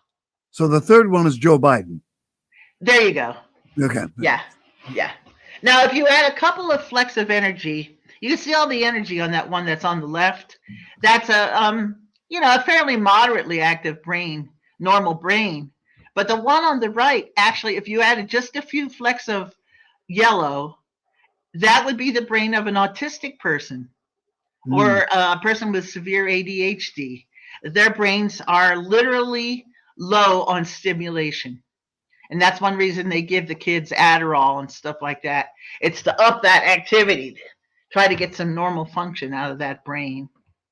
So I ran into this practitioner. He's an obstetrician by the name of Paul Byrne. And he is not a public speaker, okay? He has a bit of a stutter. But what he's saying is dynamite. And so let's play the next one. We'll do the video on that next one. All right. And now remember, we're talking about the ideal donor, okay? Okay. Brain death gets started. Started in 1967 when they did the first heart transplant. In 1968, the Harvard committee invented the words brain death. 3 days after the first heart transplant, the second heart transplant was done. It was done on a baby who was brought to Brooklyn, New York, a 3-day-old baby. They cut the beating heart out of that baby and transplanted it into an 18-day-old baby.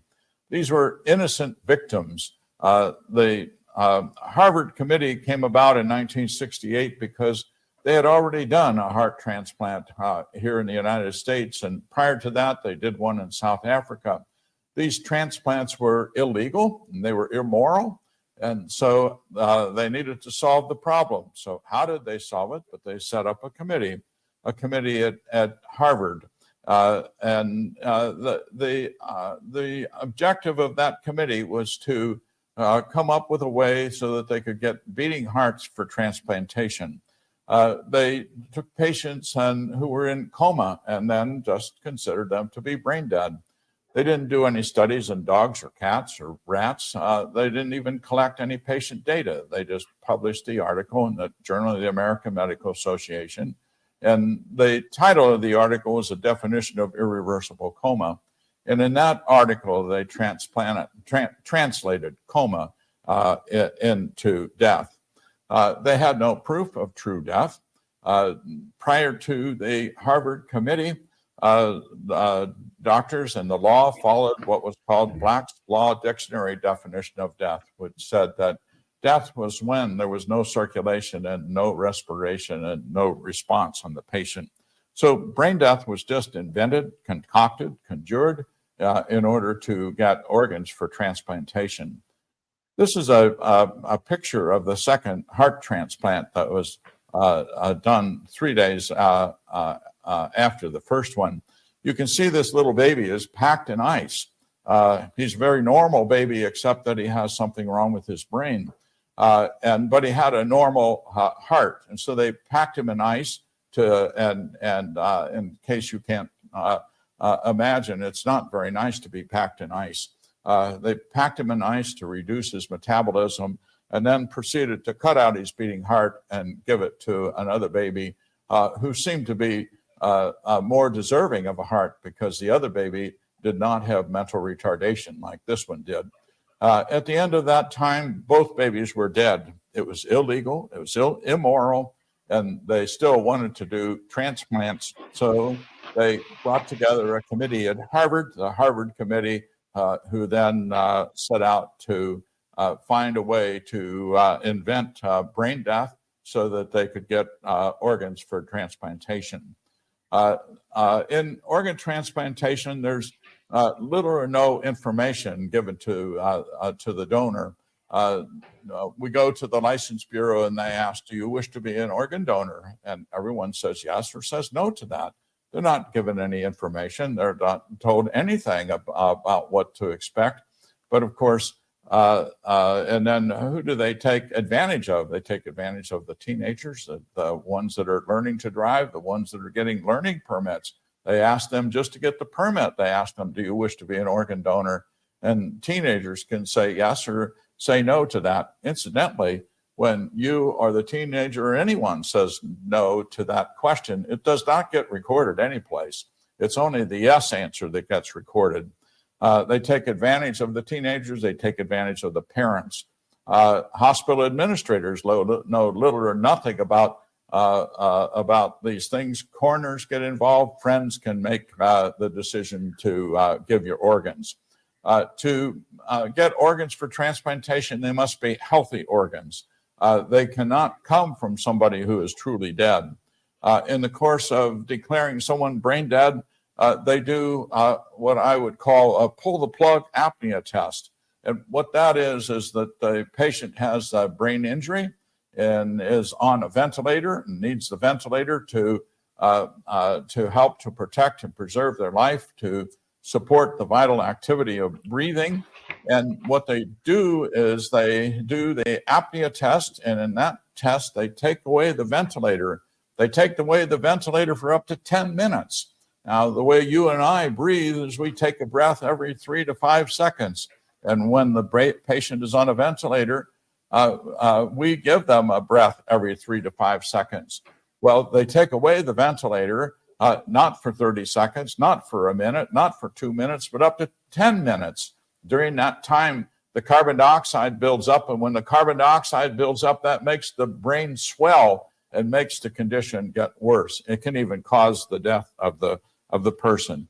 No one should have an apnea test. So you have to learn, say no to the apnea test. If you compare living persons and brain dead patients and those that are truly dead, the living person has a beating heart, circulation, has normal body temperature. The living person can be on a ventilator. The ventilator pushes the air in, but the ventilator doesn't push the air out. If the person is on a ventilator, the person himself or herself pushes the air out. They have respiration. They do heal, and cooling will slow their metabolism.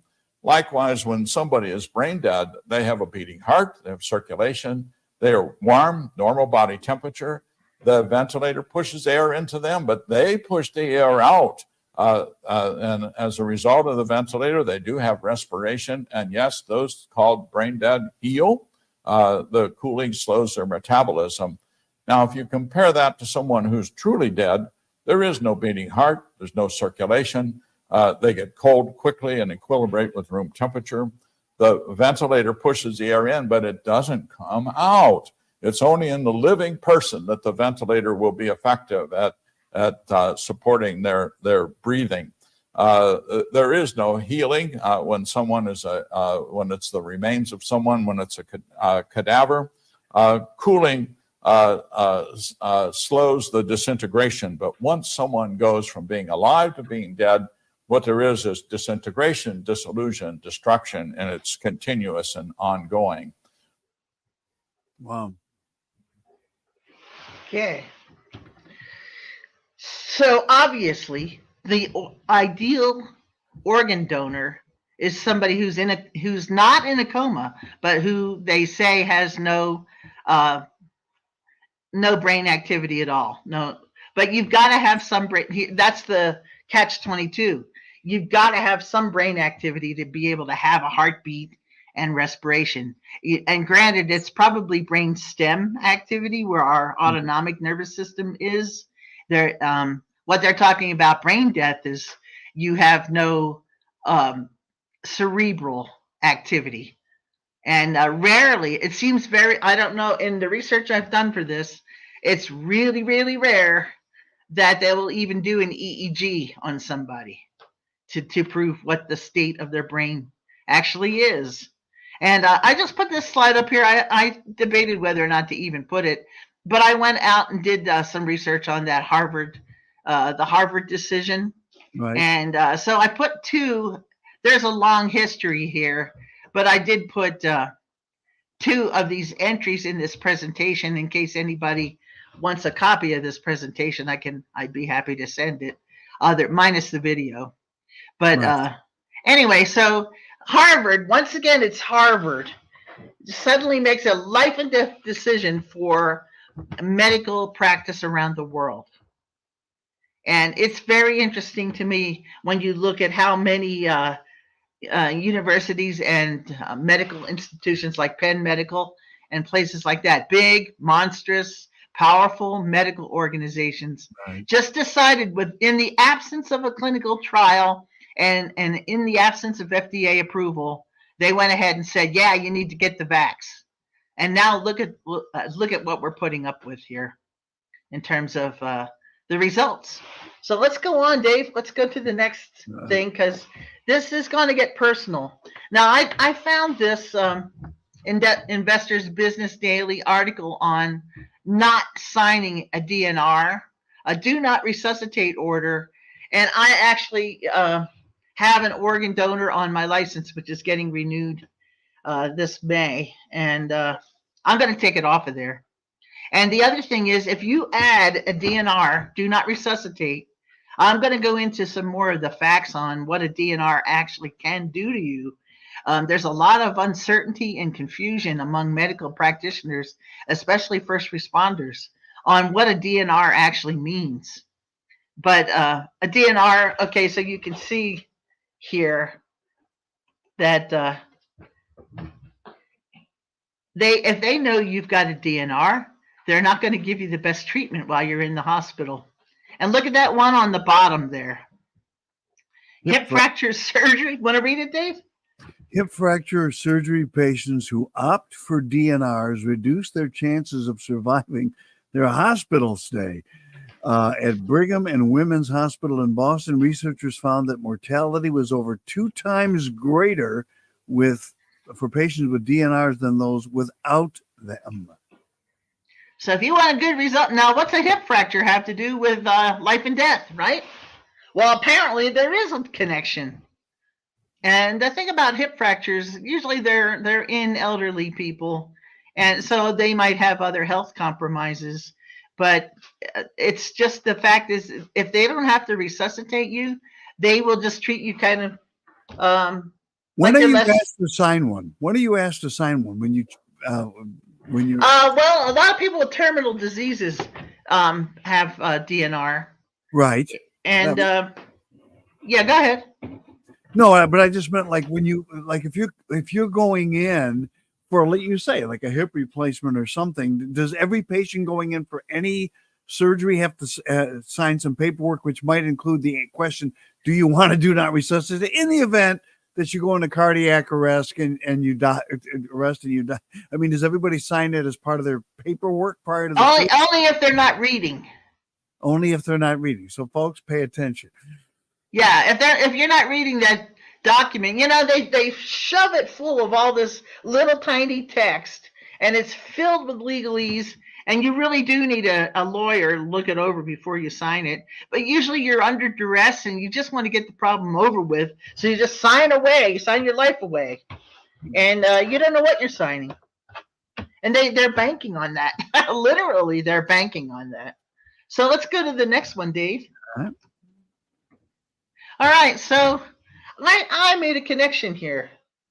I did a lot of research on how well a fentanyl death. Number one, there is a fairly high proportion of young people. Usually, it's younger people that are in pretty good health, but they become brain dead as a result of an overdose on fentanyl.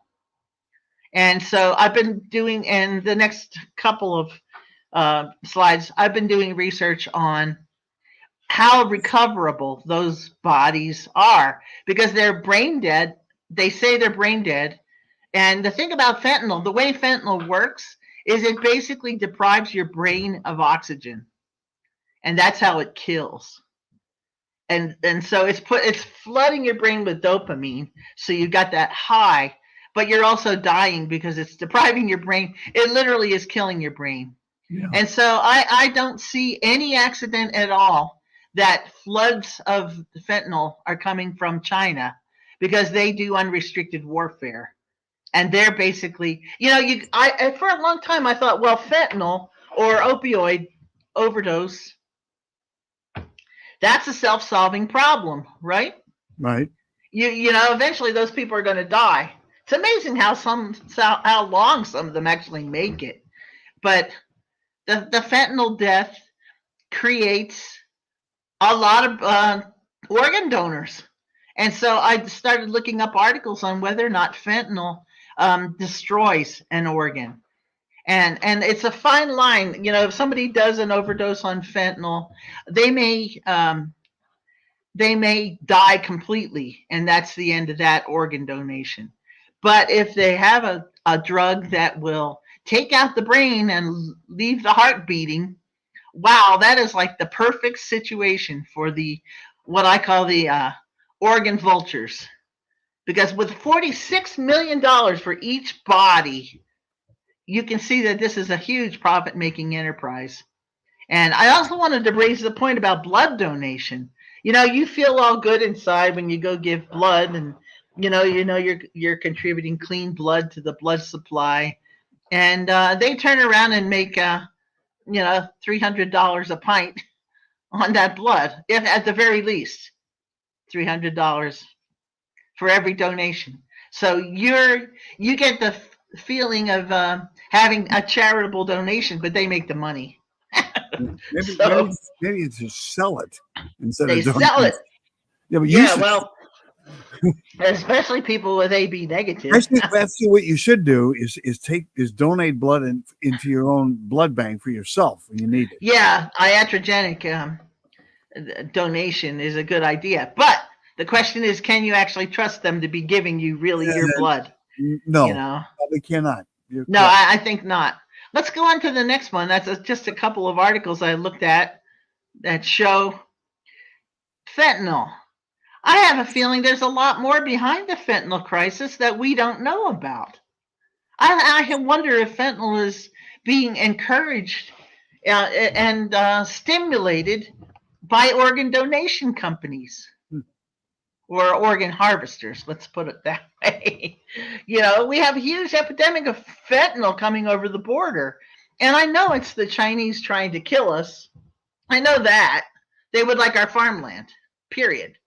But on the other hand, who else is behind it? Well, maybe the global elite that wants to depopulate the planet and take your organs so that they can live longer and forever. Yeah. And you notice how old they seem to be on the average? I mean, that the World Economic Forum, it's like there are a lot of them are really pretty old, like Klaus Schwab. Yeah. I mean, and John Kerry. I mean, people called him Lurch for a long time, So somebody needs to donate their face for him. Yeah, I don't know if he'd know how to use it though. No. So there is a 24-fold rise in organ transplants from drug overdose donors. That's huge. Up in Canada, they're getting it. And then this one from I think the New England Journal of Medicine. Opioid-associated deaths most often occur in young donors who frequently have healthier kidneys than older donors. Since opioid-related deaths are primarily due to insufficient oxygen levels in the brain, the likelihood that other organs such as heart, lungs, and liver will still be viable for transplantation is increased. Now, the one thing we haven't really talked about in this so far is the fact that this doctor, Dr. Byrne, he has literally figured out some protocols that help people that are in a persistent vegetative state to actually recover. He actually has it in his experience that he helped, I think it was a 6-year-old boy, and he stopped them from doing their normal procedures. And this kid was breathing and heart beating, but no other signs of any consciousness. And he helped that kid recover. that kid came back into consciousness and is now married and working and has a couple kids and having a normal life. Good. So there are times when that can happen. My sister, when she was 15, she and my brother got into a terrible wreck, visiting my stepfather in the hospital. And it was a rainy night, and some guy who was legally blind, who was really under duress because he was having to go see his wife in the hospital and he wasn't used to driving, he hit them broadside and sent them doing a 360 into a telephone pole, which completely almost tore the truck in half. And my brother had a metal dashboard on that truck. No. And my sister tore the heater assembly out of the front of that dashboard with her head. And it was 1:30 in the morning, and I lived in Philadelphia, and this was in Bucks County. There was no train service. And at the time, I didn't have a car. And so they called me at 1:30 in the morning, and I had to wait until 5 to get a train out to Bucks County and get picked up. And when I finally got to the hospital, she had 2 black eyes and a swollen face and was in a coma. And the doctors would not, they wouldn't guarantee anything. They basically said, we don't know if she's going to make it. And so but the nurses said, keep talking to her, give her stimulus, let her talk about familiar subjects, bring her back, try to bring her back around by mentioning things that, because, Wendy was my youngest sister, 12 years younger. And she and I always had a special relationship. And so I did, and I brought my guitar and played. But when it first happened, they said, go in and talk to her.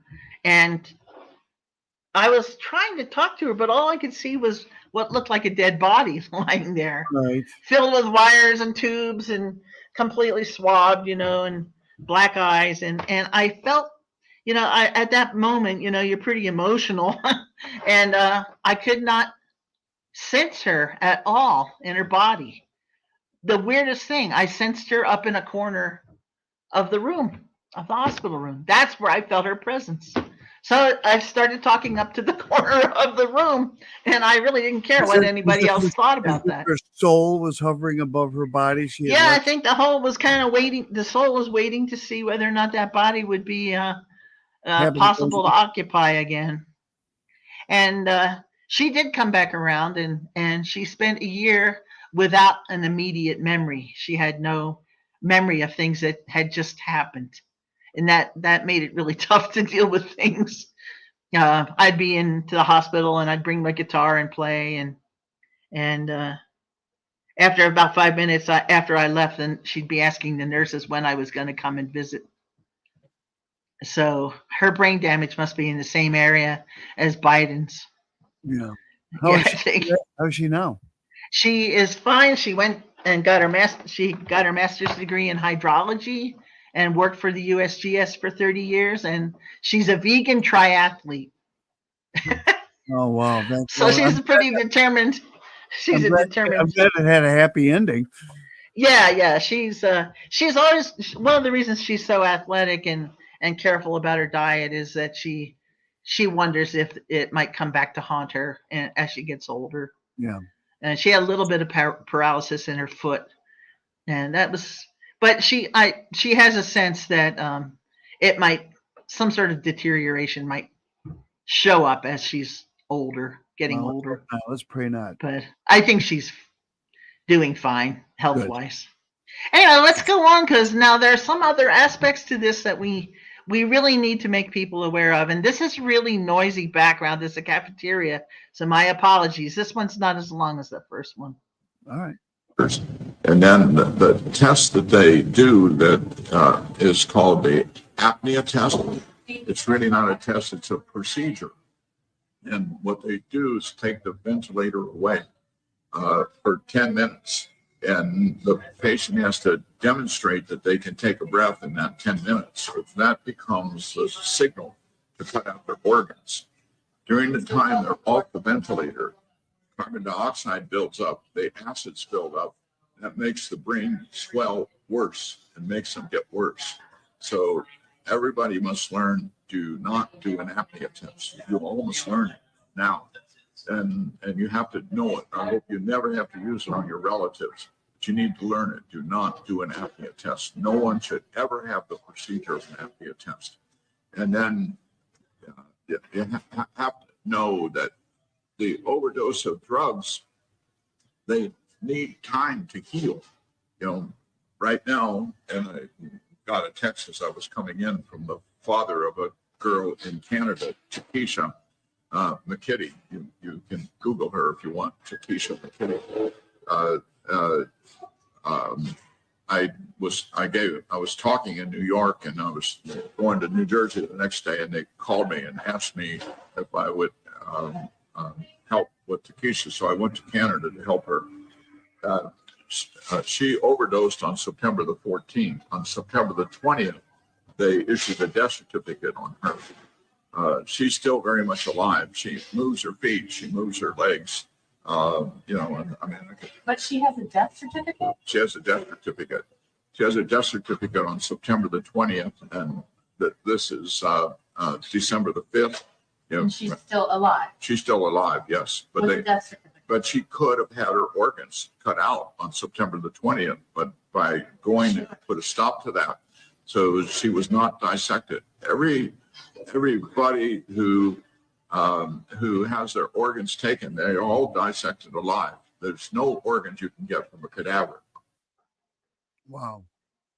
That's the part that people don't realize. And so that's what I'm cautioning people, because one of the things that I haven't mentioned is that when somebody is in what they call a vegetative state, and they begin to harvest the organs while that person's heart is beating, the body reacts as if it's in pain. So there is a sense of pain because the respiration suddenly increases, the blood pressure goes up, and they literally have to give them a paralytic so they don't squirm under the knife. So what you're telling us here is that what this doctor is saying is that anyone who donates their organs and has them removed, they're not fully dead yet, because once they become an official cadaver, you can't take the organs. So we're technically harvesting organs alive. Yes. Yes, or at the moment of death. Yes.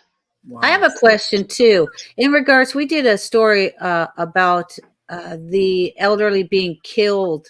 Yes. And then attributing to COVID. Okay. Yep. So Given my dazalam. right. Yeah. So if you have like some of these drugs in your system and you're considered brain dead, how is that going to affect the organs that are now going to get distributed? Actually, there are several. What if you have a disease like AIDS? How are they? Do you know? Are you following me? Yeah. Well, they would know if you have AIDS. They would probably know. Care?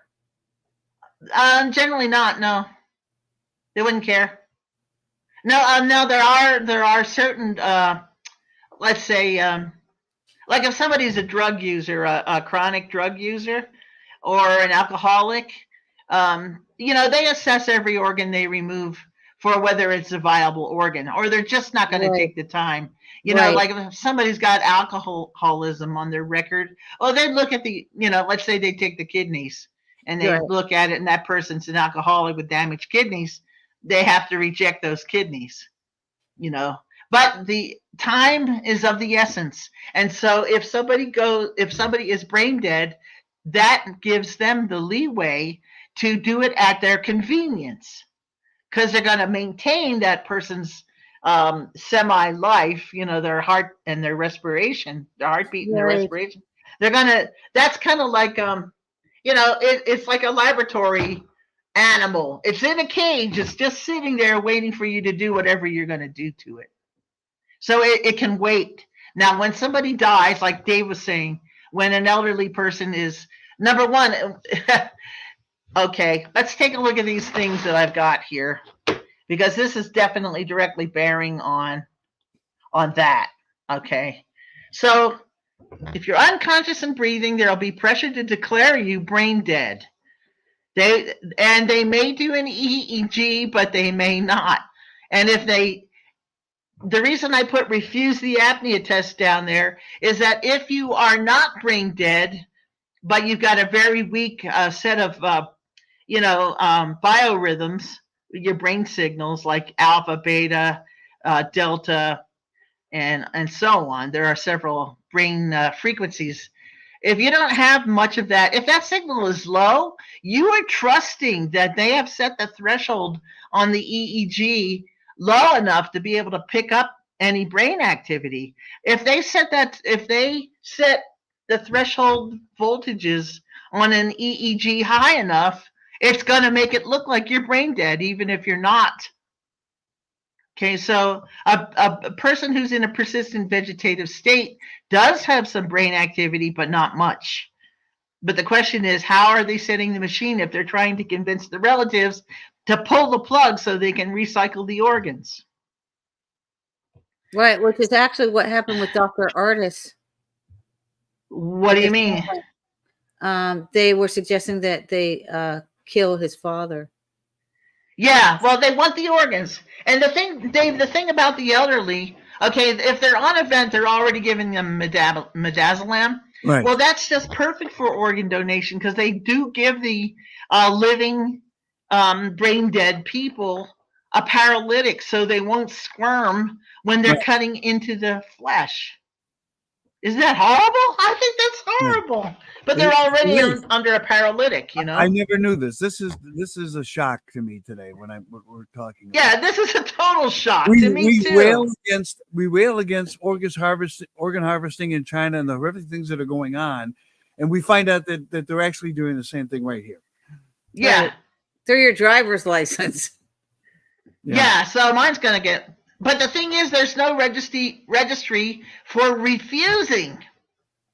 So if you're on it.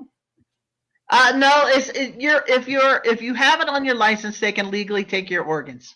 However, if you don't have it on your license, it's a gray area. Okay. And the people around you can make that decision because you're no longer able to make unless you state it somewhere. And so it's actually probably worth carrying something like that in your wallet or paste it to the back of your license. I am not an organ donor. And the thing is, it's a real shame that they're abusing it. You can see they make $46 million on a decent body. But so make arrangements and stipulations before you have anything happen. Okay, and the apnea test, loved ones. If you're around and you have a person who's in a coma, don't let them do the apnea test because that will kill them. It will kill that person. And so if you have any hope at all of that person being able to return to consciousness, the apnea test is painful anyway, and it causes the brain to swell, and it kills the person. It's really horribly crude.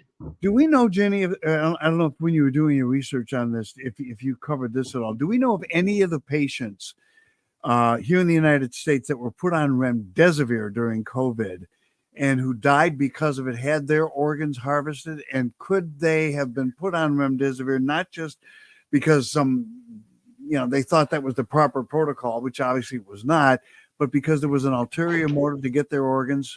I mean, the hospitals are making money having these patients in beds and on ventilators anyway. They got $30,000 a shot. Could they also have made money on organ harvesting? Well, actually, the total that I for a dead person as a result of COVID was $139,000 per person.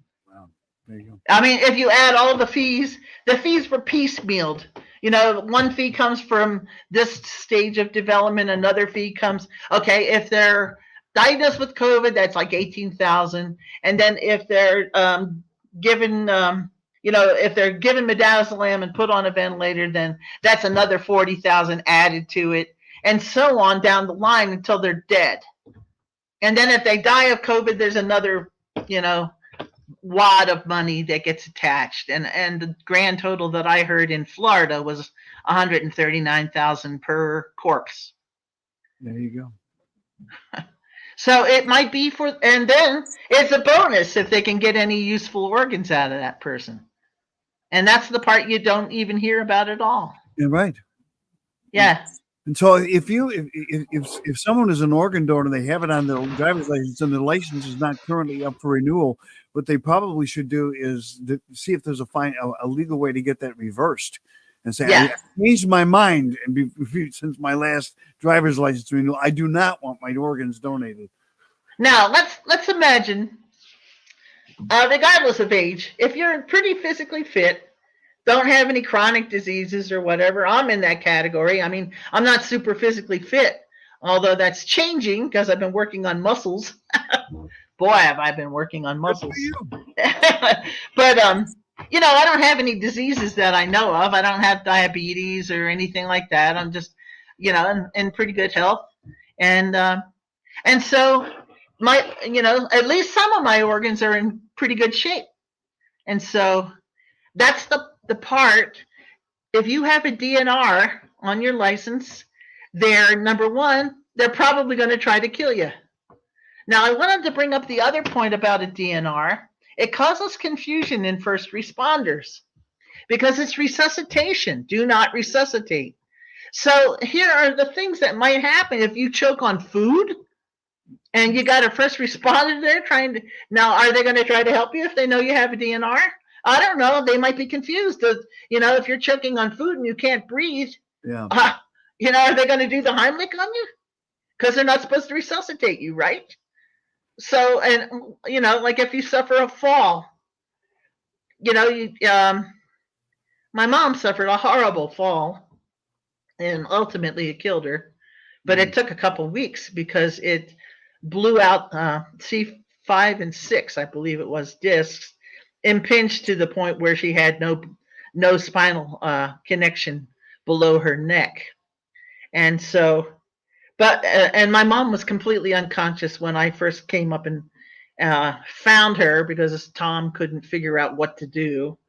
And so I couldn't believe there were things that happened after that I think really compounded her injury. But when I first found her, she was unconscious, and she was unconscious for quite a while.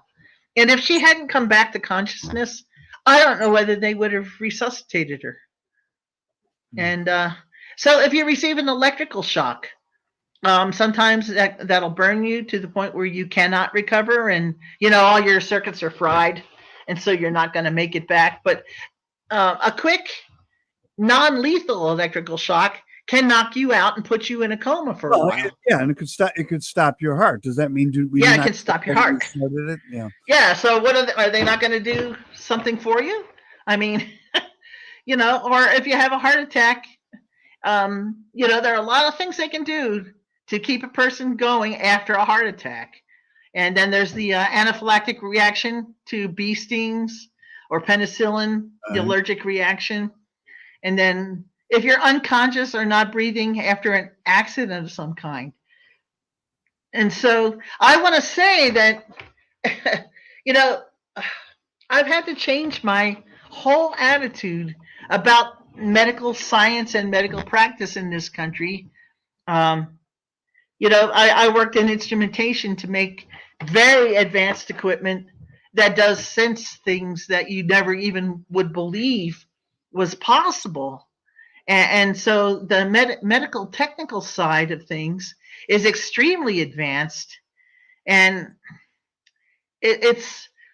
I came into that work with a feeling of that I was helping along a branch of science that is there with the Hippocratic Oath.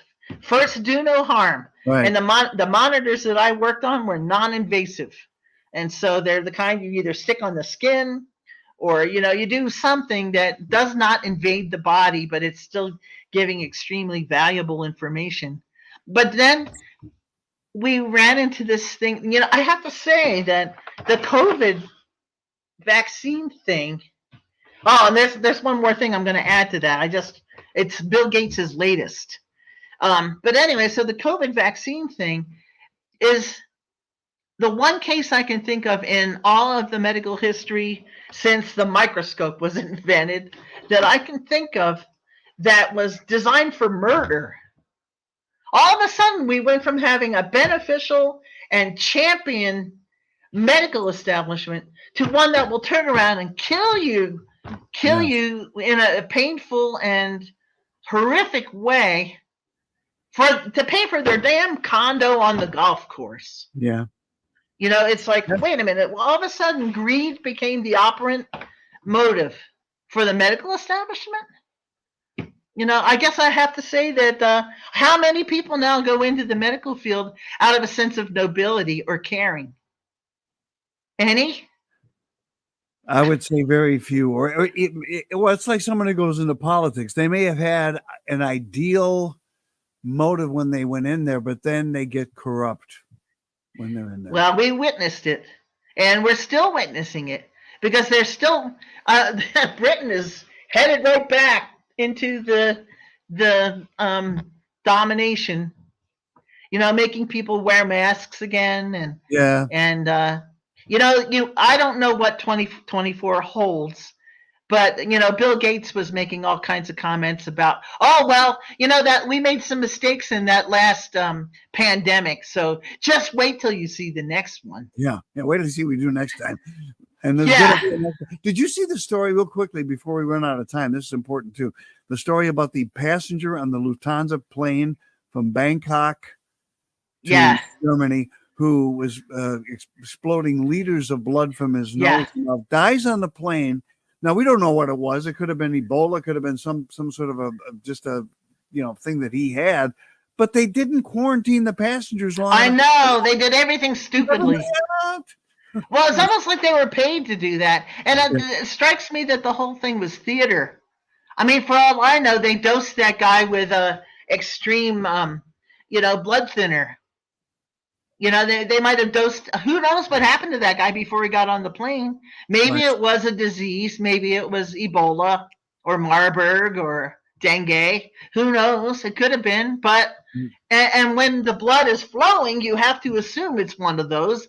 And you have to treat it like a crime scene. It has to be completely isolated from everybody else. But so they handled it all wrong. But I wonder if that was part of the theater involved in causing a panic, saying, oh, no, look, this is the next thing. This is the thing that's going to kill humanity. Yeah. You know, and then so they get the fear going. For all I know, somebody pulled that guy aside and injected him with a super blood thinner. And he came from Bangkok. What was that? He came from Bangkok. Yeah. Well, it could be any number of things or really nothing. I do have right now. I have to see it as theater, especially because they didn't follow any quarantine standard provisions.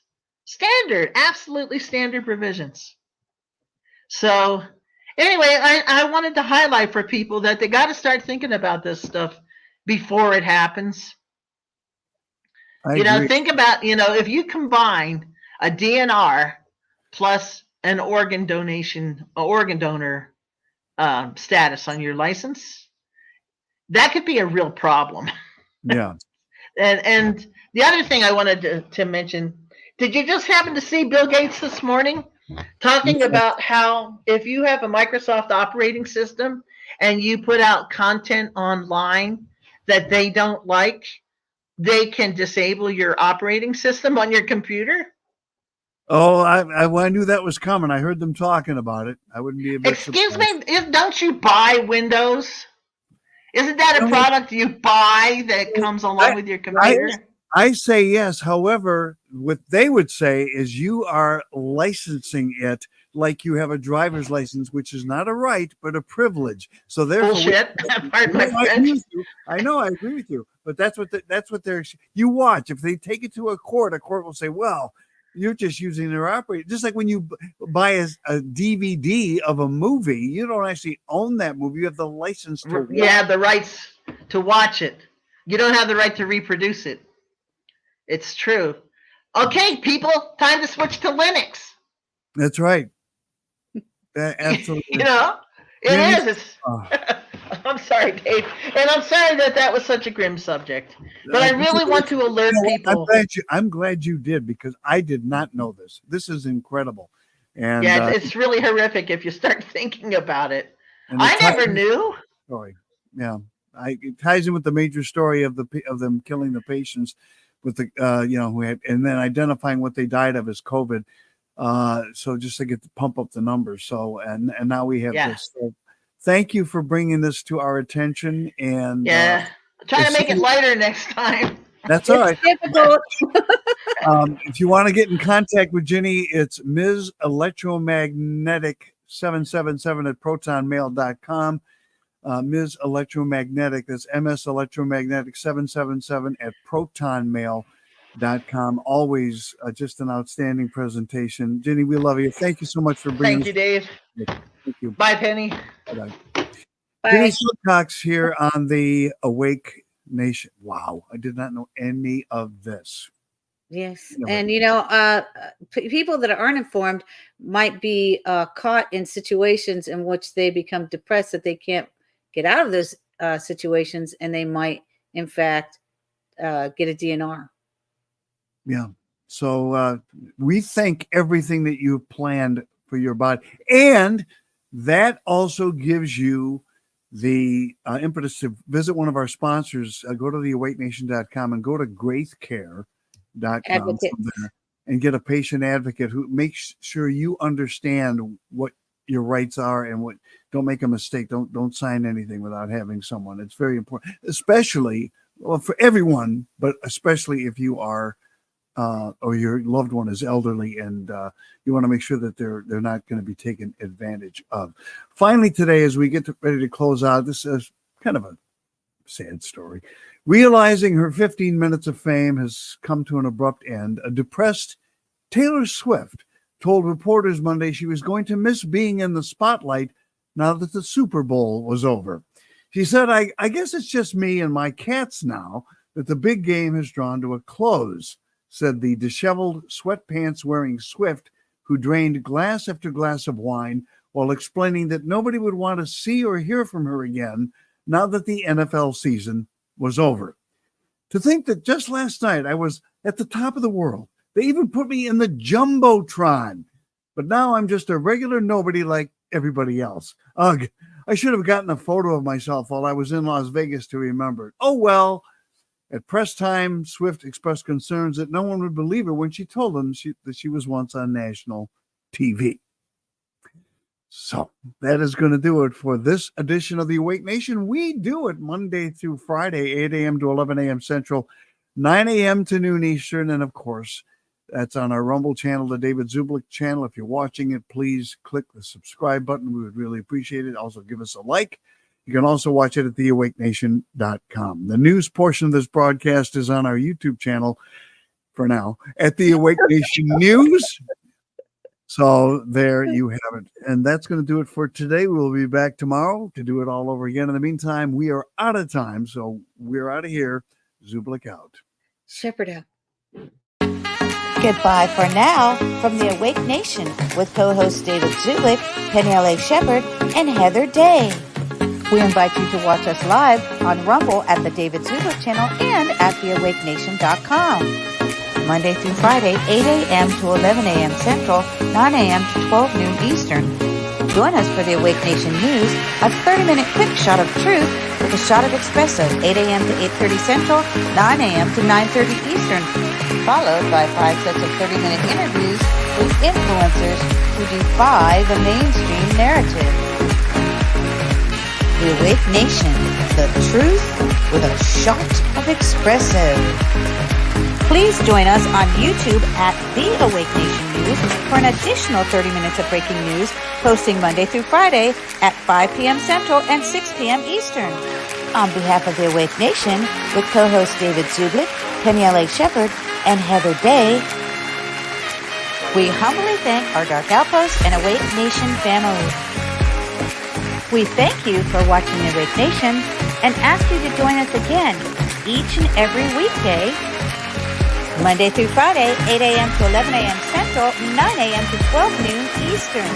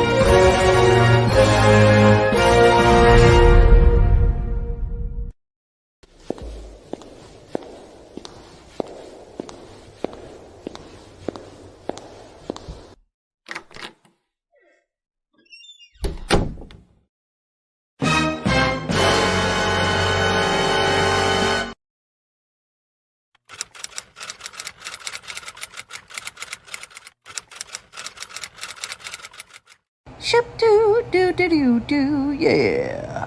Ship do do do do do do do, ship do do do do, yeah.